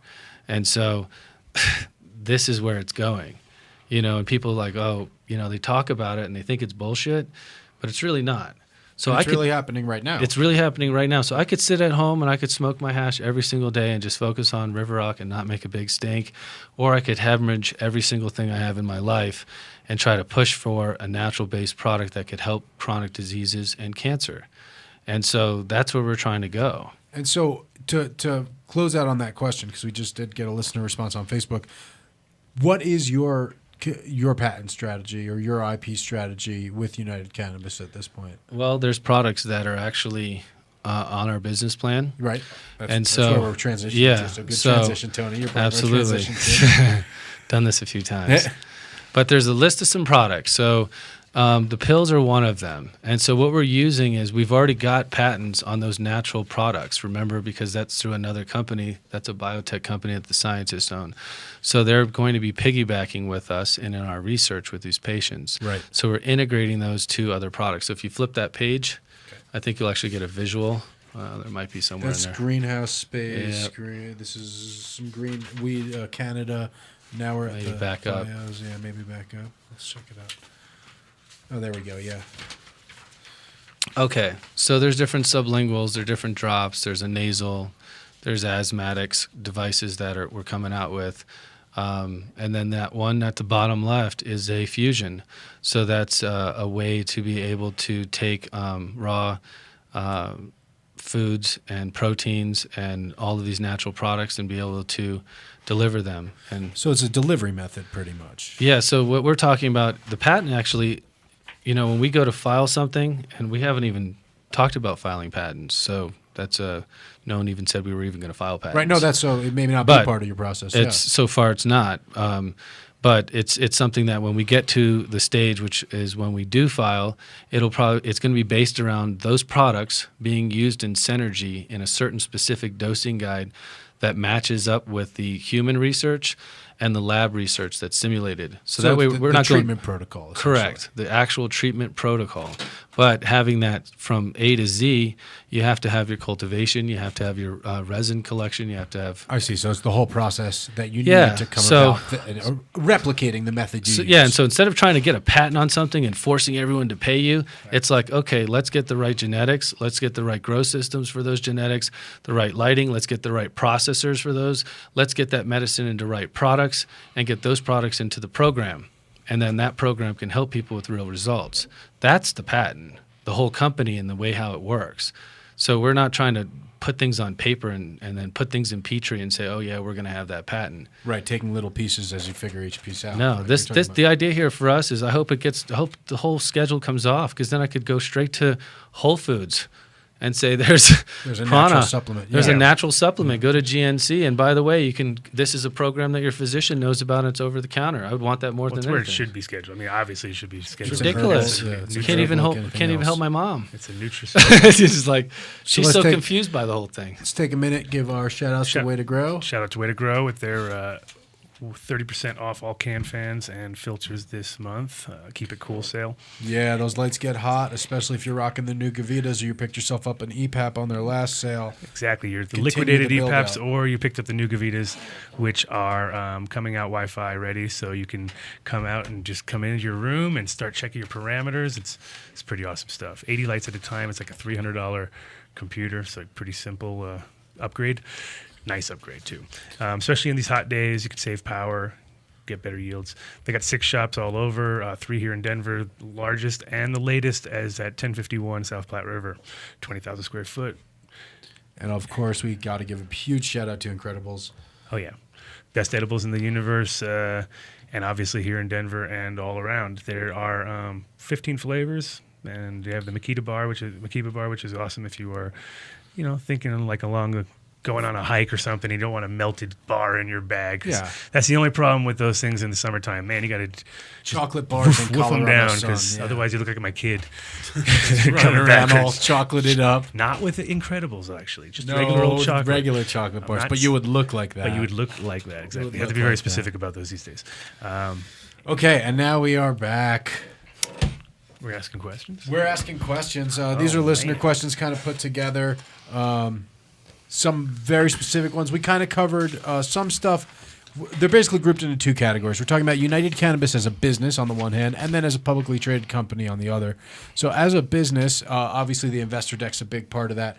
The first question there is, I couldn't help but notice that John C. Hunter not included in the deck. Yeah, he's a interim advisor. Okay. So he's not a full-time employee. And basically, he's just, as Ernie's standing in as CEO, he's an interim advisor for the financial and public sector of how to structure our company to Ernie. So he's, not being a permanent part of the team. he's just on an advisory board. Right. He's just saying, hey, I'll help you out. So let's continue down sort of the list through the questions here now. So do you guys... The relationship with River Rock was spelled out in a Paul Enfield's press release a little bit back between United Cannabis and River Rock. I have it in this heap over here. Okay. But there was an interview, not a press release. So my question is, since Paul's not in the picture anymore, and who knows if this is even, how legit it was at the time. What is the overlap in processes and cultivation techniques and all that between United Cannabis? Because it's Ernie's method. I saw in the deck it talks about Ernie's method. Yep. I feel like it was probably the page before or after this, whatever. And that's the same method being used at River Rock. Yeah.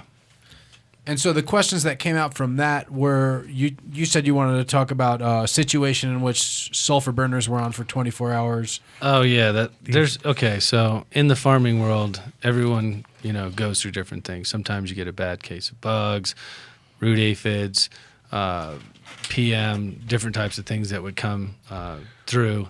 And the best thing that you can do is try to control all the different points and say, okay, if you find this, you have to identify so we can throw it away, or if it has seeds, so we can dry sift it and run it, separate whatever the difference would be. And so I think a lot of people don't understand when the difference between running like 6 lights and like the equivalent of 1,400. That's something we talk about a lot. How there's a gigantic difference. It's a compounding thing. It's Yeah. not, Yeah, it's like not a sliding scale. It's definitely yeah, it's like compounds. okay, you go from 6 lights to 42 in 1,000 square feet. So we go aggressive, and so with the lighting. And so what happens is when you're in soil and you're all organic and you're making tea compost and different types of things, and really when you're trying to do 200, 300 types of genetics, I call it like this. It's like trying to take sometimes a little puppy dog that you've bred and put it back into the wolf pack. So like when you got all these OGs and these special types of crosses and you've taken them indoor and they haven't ever seen the sun and they've never been outside, well, they're prone to different immunity problems. And so that's where you get land races. And so even when I was just in Jamaica, you could see, the 11 and the 13 leaves, and then somebody came up and fucked their world up, and there's 5 leaves, and there's the 3 leaves. Thank you, Holland. Right? I blame Arian on that one. Yeah, I didn't say anything, but basically they had sativa sensimilia. Now they have massive contamination, and now they have different things going on. So these are all, as you grow and you have different genetics going on, different things happen. And so you're always on the go. What makes you a good grower is trying to survive those different conditions. Not saying I can build a perfect lab and a perfect room and this is how it goes perfectly when your pH is this way and everything's on hydro. I used to do I did aeroponics in 1997. I used to do organic aeroponics with like earthworms. So it was organic based, just different stuff a long time ago. And so you've got different systems going on. And so, we're not sold on one particular system, but you evolve and you develop different things and you see what genetics do good outside, which ones do inside. And so when it comes to plants and when it comes to crops, there's definitely safe and different types of guidelines that you can use to change the pH of the leaves. Sulfur is one of them. If you burn sulfur 3-5 days, 15 minutes in veg only, there's certain rules.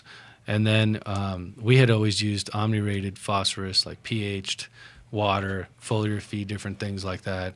That's what we always use today, even just if omni-rated organic products to spray on them. And so there's pre-treats that you can use. So the whole sulfur thing started when we had the 100-year flood. And a lot of people don't remember that. But we have a greenhouse. And so there's water, Standing way. I remember I saw Standing. photos. I saw photos. I remember of it coming out the back or something. It was Yeah, it was like you're standing in water and you're just like, fuck. sure. Because it's like everything you worked for a whole year. And so you're like, okay, let's try to dry this up, do this. And you've got plants and veg and different things going on.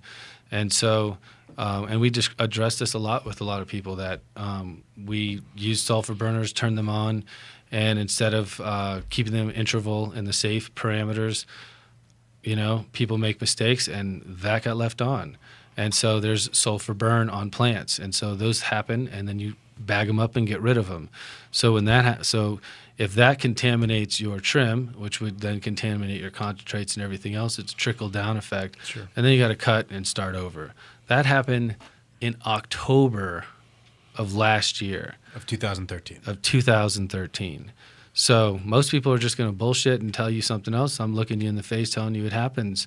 Yeah. It happened. Yeah. We are sorry. We tried to take back everything that we could possibly do in exchange and made the different necessary things that we have to do. And so now it's getting down to, okay, these genetics just don't like it outside, and these genetics love it outside. And so developing different things, developing now a whole new system to actually condition air before it even gets to air.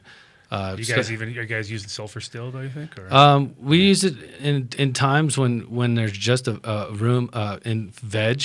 Because I went through a stage because in Holland it was weird. We never had PM until about '99. Yeah, and that's when I brought clones from Cali back that were when Adam infected Europe. I infected Europe. I guess so. Yeah. Hey, it comes with the territory, right? But I brought OG and Sour, and the OGs just. They were rampant basically, and I never even seen it before. Yep, and that's what happens. And when it was already too late, and then I had to go through the whole process.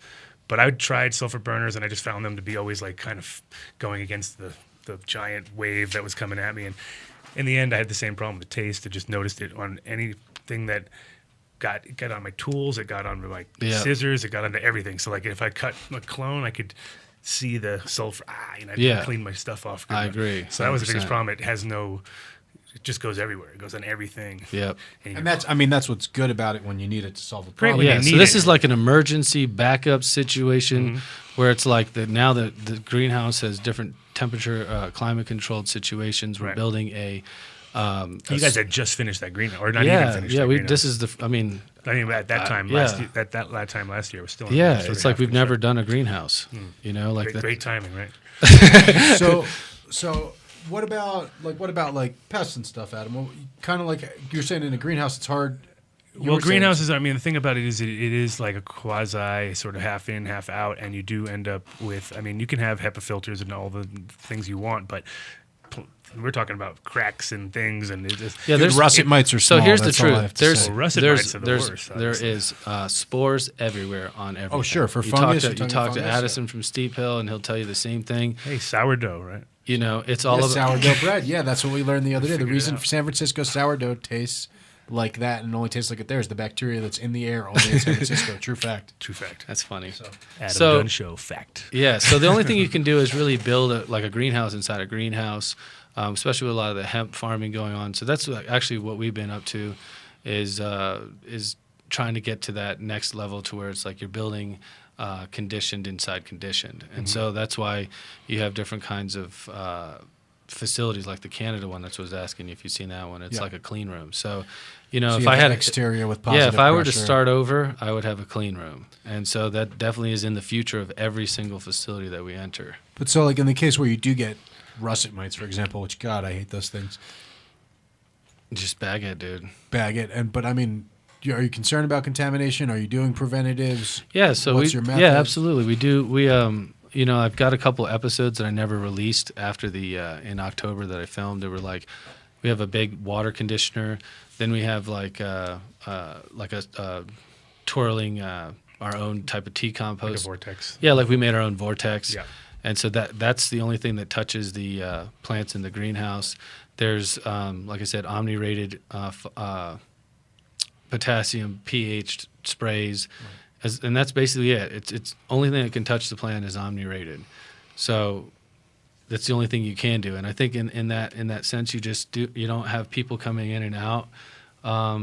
You know, you try to make sure that the clothes that you go back and forth are different. I mean, there's lots of different preventions, you know. And those are the same in an indoor garden. Yeah, You know. absolutely. The indoor gardens are a lot easier because they're closed rooms, they're sealed. Right. You know, it's easier. We're just talking greenhouse this whole time. Right. Like Things greenhouse can is come totally- up through the ground and shit. Yeah, like this that. is, you know, and the good thing with that is we've got, you know, have you seen our videos or burlap, and then we use like those little sponge nematodes in the soil, and there's different like types of organic predators that you could Yeah, use. it's kind of greenhouses are better for sustaining eco things Yeah. that way than they are We'll indoors go because they do. biological See, that's controls now we're and getting things into of that nature, IP yeah. now, like what you do in your soil and what you do to treat for that. So, but you know, the idea is to try to master the greenhouse effect, because being able to have your relative humidity controlled, your CO2, utilizing the sun.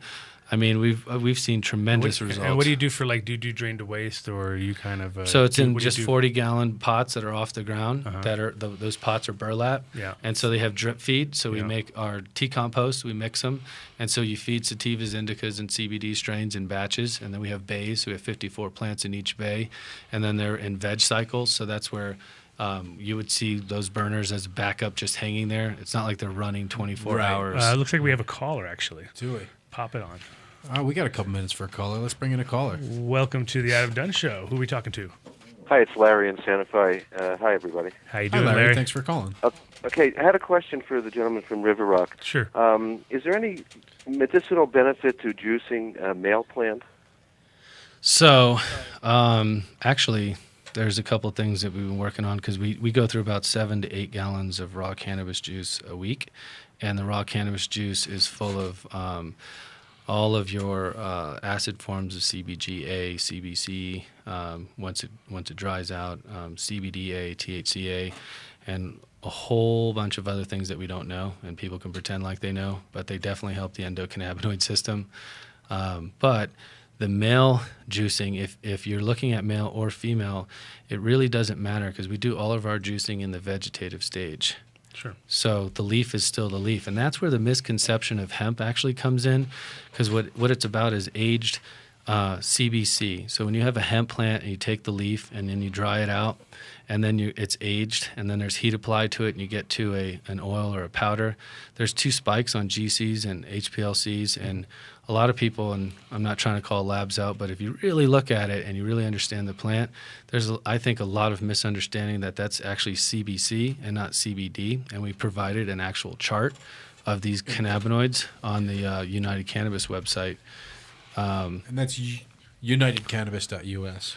Yep, if you go to the media page, there's what's called a full spectrum deck, and it's like CBD with a question mark. And there's actually a flow chart in there that talks about the acid forms and there's a converting kind of over? Or? Yeah, it just kind of shows, it just shows the 2 different colors, right. And it shows you what they are before. So it's THC, THC to CBN, right. Then it shows CBGA to CBC, right. So it shows the conversion. It's really easy to look at. So I haven't used male plants because we're just trying to cultivate the pollen, use the pollen, and then you're not seeing much male action around the gardens. But I could imagine that it would still be. I think at that point of its phase in life, it's going to be pretty similar. I mean, and when we're talking about the stuff like with you Jim, can find out something interesting. You never know. Yeah. Yeah, I know that you can. I know that there's 3 or 4 cases out there of using the roots right away for Hep C and different things. So yeah, there's still so many undiscovered medical things that this plant's going to produce. Just think of the peanut. One dude figured out thousands of uses for a peanut. And this is like now we got way more than one dude looking at potentially a more complex plant. And the funny part about that story is he was actually trying to make a record replacement. That was his whole goal in life because he really something better than acetate, right? Yeah, he was like, I got to come and tried with peanuts. I don't know, it just wasn't going in the right direction. But peanut butter's awesome. But he came out with some other cool stuff. Yeah. So the questions that we so that's kind of UCann as a business and that lump of questions. These are the things that we are trying to discover, though. And so when people, are looking on the outside trying to knock on what we're doing, we're trying to take it to the best scientists to say, hey, what's going on with this thing? And not be afraid of it. And they can't touch it either because it's, career suicide. So there has to be special licenses and DEA licenses and different things. And all that, yeah. And then they have to have people that can touch the plant to get the products. And it's really complicated to do it in the United States. It definitely is, and I think that's why no one so far other than you has taken the step forward really to do it from our industry up. So the other thing that our financial analyst had made of note. I like this guy. He's good. We need one. He's really good. He's really good. So he said that there's a minimum value in place before the shareholders can sell their shares on some of these clauses. And these are the initial investors. You had a pool of initial accredited investors, and they put in money, and some of them can sell when it hits $7.50, and some of them hit when it hits $15 is when they can sell. Yeah, those are warrants. Warrants, exactly. That's exactly the word. I didn't want to use that word because it would scare Adam. Oh, yeah, no, not that kind of warrant. I don't like hearing warrants. These are basically someone saying... That's okay, we're in a lawyer's office, so it's so when I said... you can say whatever you want. Yeah, when you start with the shares, and I say you have to leverage them, so we sold 14% of that 60-40 split to an investment group that said, hey, we believe in you, but this is what we're going to do, and there's warrants. And so we don't get to cash in and fund our company until we hit those numbers. Right. And so we haven't cashed in any type of warrants or anything like that. Right. And so you guys hold some of those warrants, you and Ernie or Well, yeah, that's like how you fund the company. Right. That's how they get their 14%. So it's supposed to translate into actual monetary value at some point. Right. Yeah. But until then, it's just until it hits those certain sort of benchmarks. Yeah, exactly. I wouldn't see anything until it hit $15, $20, and even at that, if it was hitting $15 or $20, I'm just going to hang on to it, and it'll be you'll see as you follow, if people that are actually interested and follow the company, everything is we're an OTC traded company that files everything. So I was looking at all the stuff off the SEC website. Yeah, you go to sec.gov and just search. Yeah, exactly. And so there's OTC companies that don't report anything. They just put out bullshit press releases trying to get their penny stocks up. Sure. We're doing a press release with a video, with everything that we're doing. We're completely trying to be open about it. It's all actually on the SEC side. I thought that was pretty cool, actually. There's all this cannabis content on the government's website. That's what I think everyone's missing is there's a company called United Cannabis that's on the stock exchange that the SEC says is okay, and a bunch of my closest friends that have worked their ass off for get the recognition for it and are going to be part of a huge thing, you know? And so I think that's really the bigger picture on that side of it.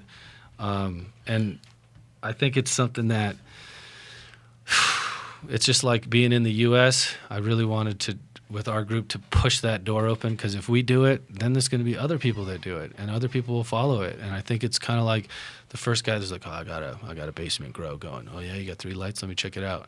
And it's like 4 of his buddies got basement grows. That's how I started in the 90s. That's how we all started. And it's like everybody had their own thing going on. And so, but it takes somebody to, you know, push it all the way. And so we got about 9 minutes left on the show, actually, and then we do our wrap up. So we want to thank you for being down here. In the last 9 minutes, I kind of want to try to cover the rest of the stuff here. First, let's loop around to what I have on the end of that agenda there. So You have 12 minutes. 12 minutes, awesome. My time is because I have more timer after this. We got to do wrap up. I know I have 12 minutes left on the show. So there is about the patenting and genetics. We could talk about this. Might be Sure. where some of the weird stuff comes from. Yeah, for sure. So there's something on our business plan that says genome sequencing tool. Yeah. Okay. So what that is basically this. Imagine I have a patient that has a certain type of cancer that's now in remission. We've taken her blood, we've put it into a mouse. We've decided that we've duplicated this synthetically and in the patient, and we know without a doubt we have these particular results and these combinations of things. And we have a strain that's really close to it as a CBD and THC thing. So the idea here is, okay, we know that maybe it needs a certain terpene that it doesn't have in it. And so it's not genetically trying to change them. What it is saying, this is from the University of Colorado. Like, this is, you map your male, you map your female, so now you have a guide. Right. Then you develop a tool that says, when I have 1,000 seeds and not using a machine, but when it grows up, you take a leaf and you go, that's not going to have any CBD in it. So it's a way to do selection. Right. So it's just doing A selection tool. a breeding tool. Right? It's a breeding tool that gives you a guide so you can select things. Now, and vice versa, if you wanted to bring out a super fruit punch taste, and the guy comes back and says, well, the plant has the capability of doing that, but you got to find, you know, the bubbleberry, you got to get this jack plant because it has the most terpenes, and these 3 need to be bred. That may take you 6 years.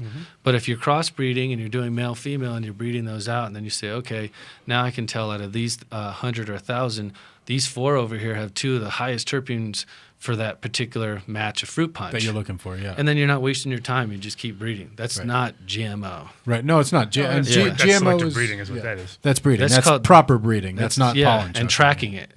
Yeah, that's breeding. So, and the other question then is, like, in your contribution on that SEC filing, you contributed for your shares of MySkin, which was the company that you guys got. That was a publicly traded company. So you contributed among that 150 genetics, 30 Cannabis Cup winners. So what strains were those? Does it say I committed that? I think it says that there's access to that. It says access. It says access. Yeah, okay. So you committed. So were the... But what? Because I know you guys don't handle the plant. That's my question. Yeah. Right? So when we say we have access to that, that means, so if I wanted to ask 5 different genetics companies that are already in existence, Right.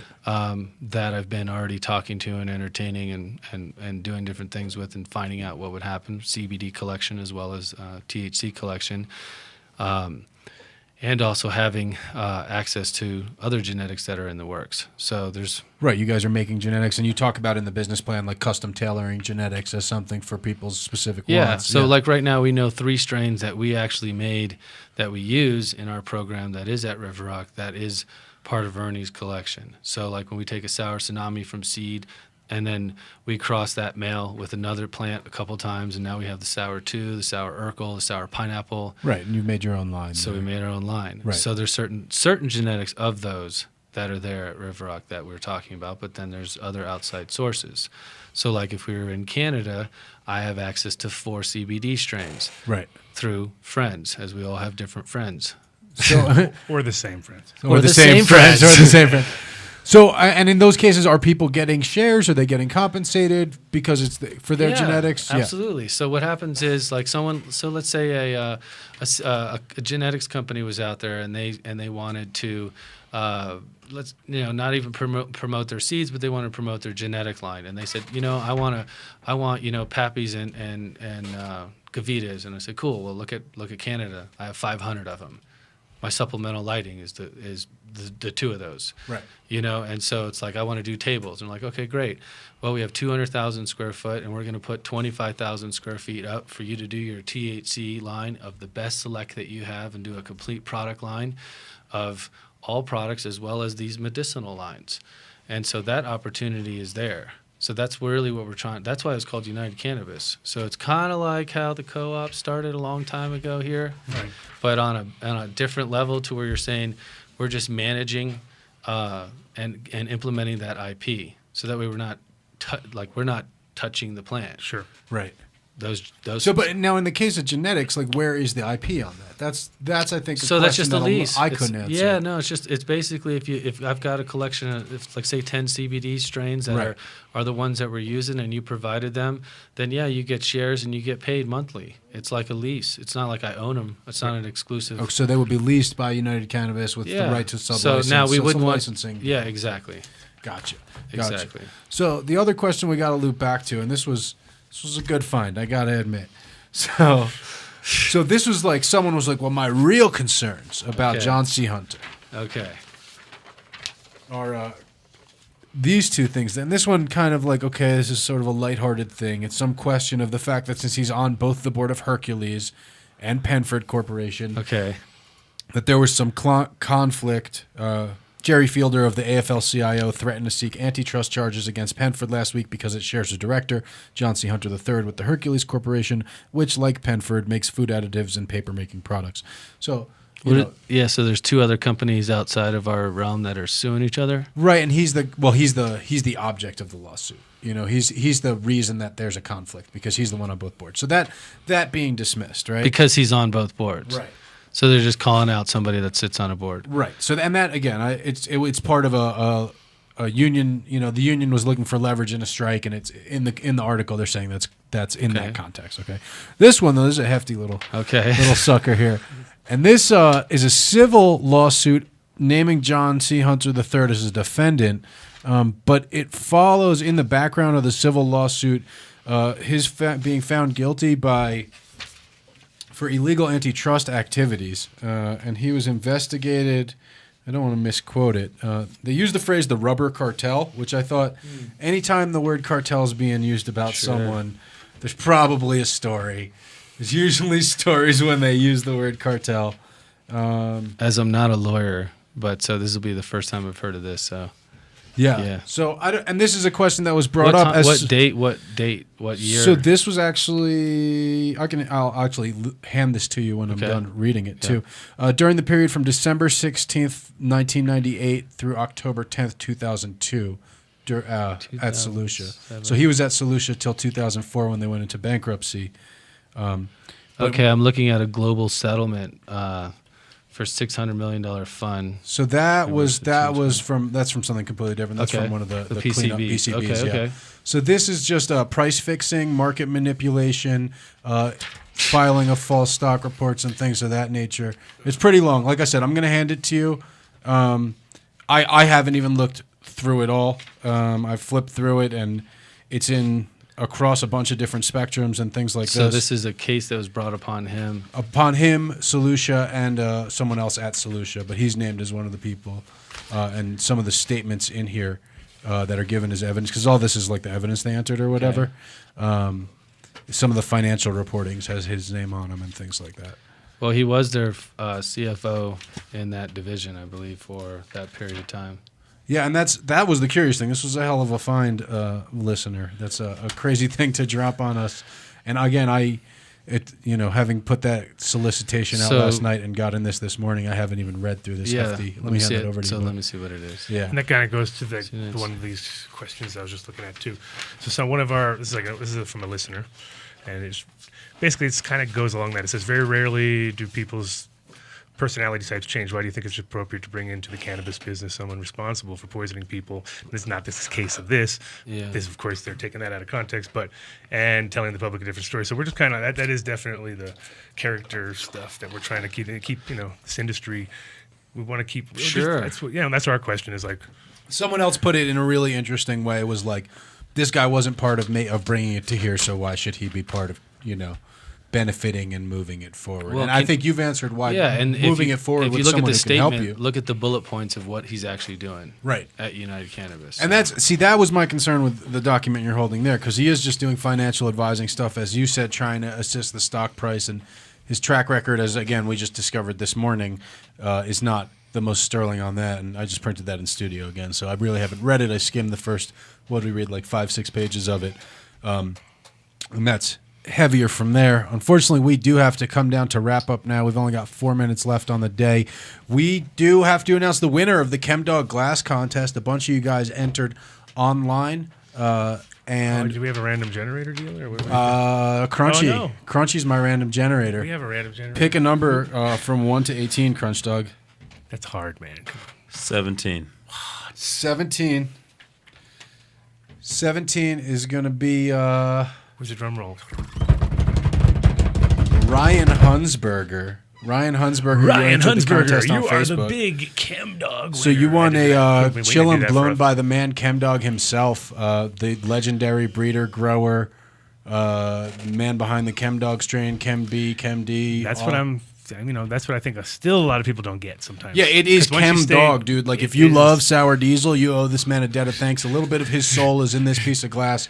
That would be nice. Ryan Transition. Hunsberger, Ryan you won a Hunsberger. little piece of history and ChemDog's soul. So that's pretty awesome. Dude, I didn't even realize that. See, don't you see? Good thing we didn't let you enter the contest. Shout out to everyone who's listening to us on iTunes. You can go to adamdunnshow.com/podcast and sign up for the podcast. Thank you guys for rating and leaving comments. That 5-star rating is awesome. Facebook, we're about to break that 1,000 likes.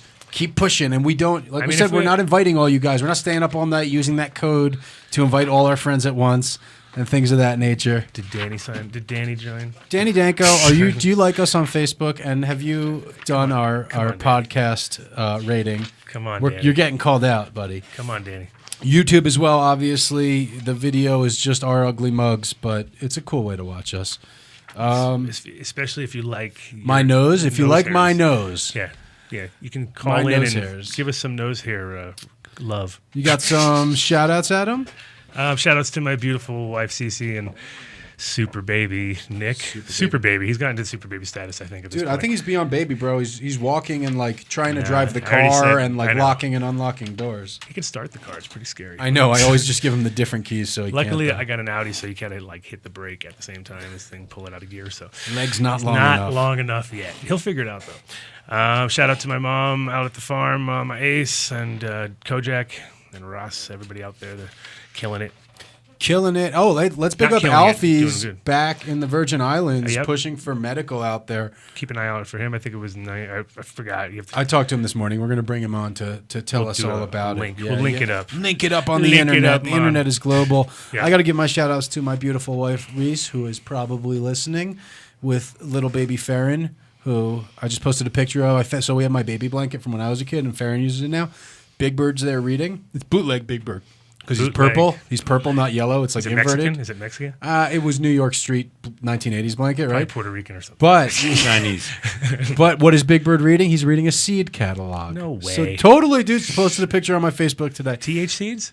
I don't know. Maybe Big That Bird would've likes been- bubble gum. That would have been dope. I think it was Super Sativa, but I'm not sure. I would expect it if it's old. Like Also, I got to thank everyone who has read a pre-copy of, pre-reviewed, oh yeah. ordered on Congratulations. Amazon, the Cannabis Aficionado's Handbook. Mitch has a book. Mitch has a book. You can find it on Amazon. The Kindle version. The hard copy will be here end of the month.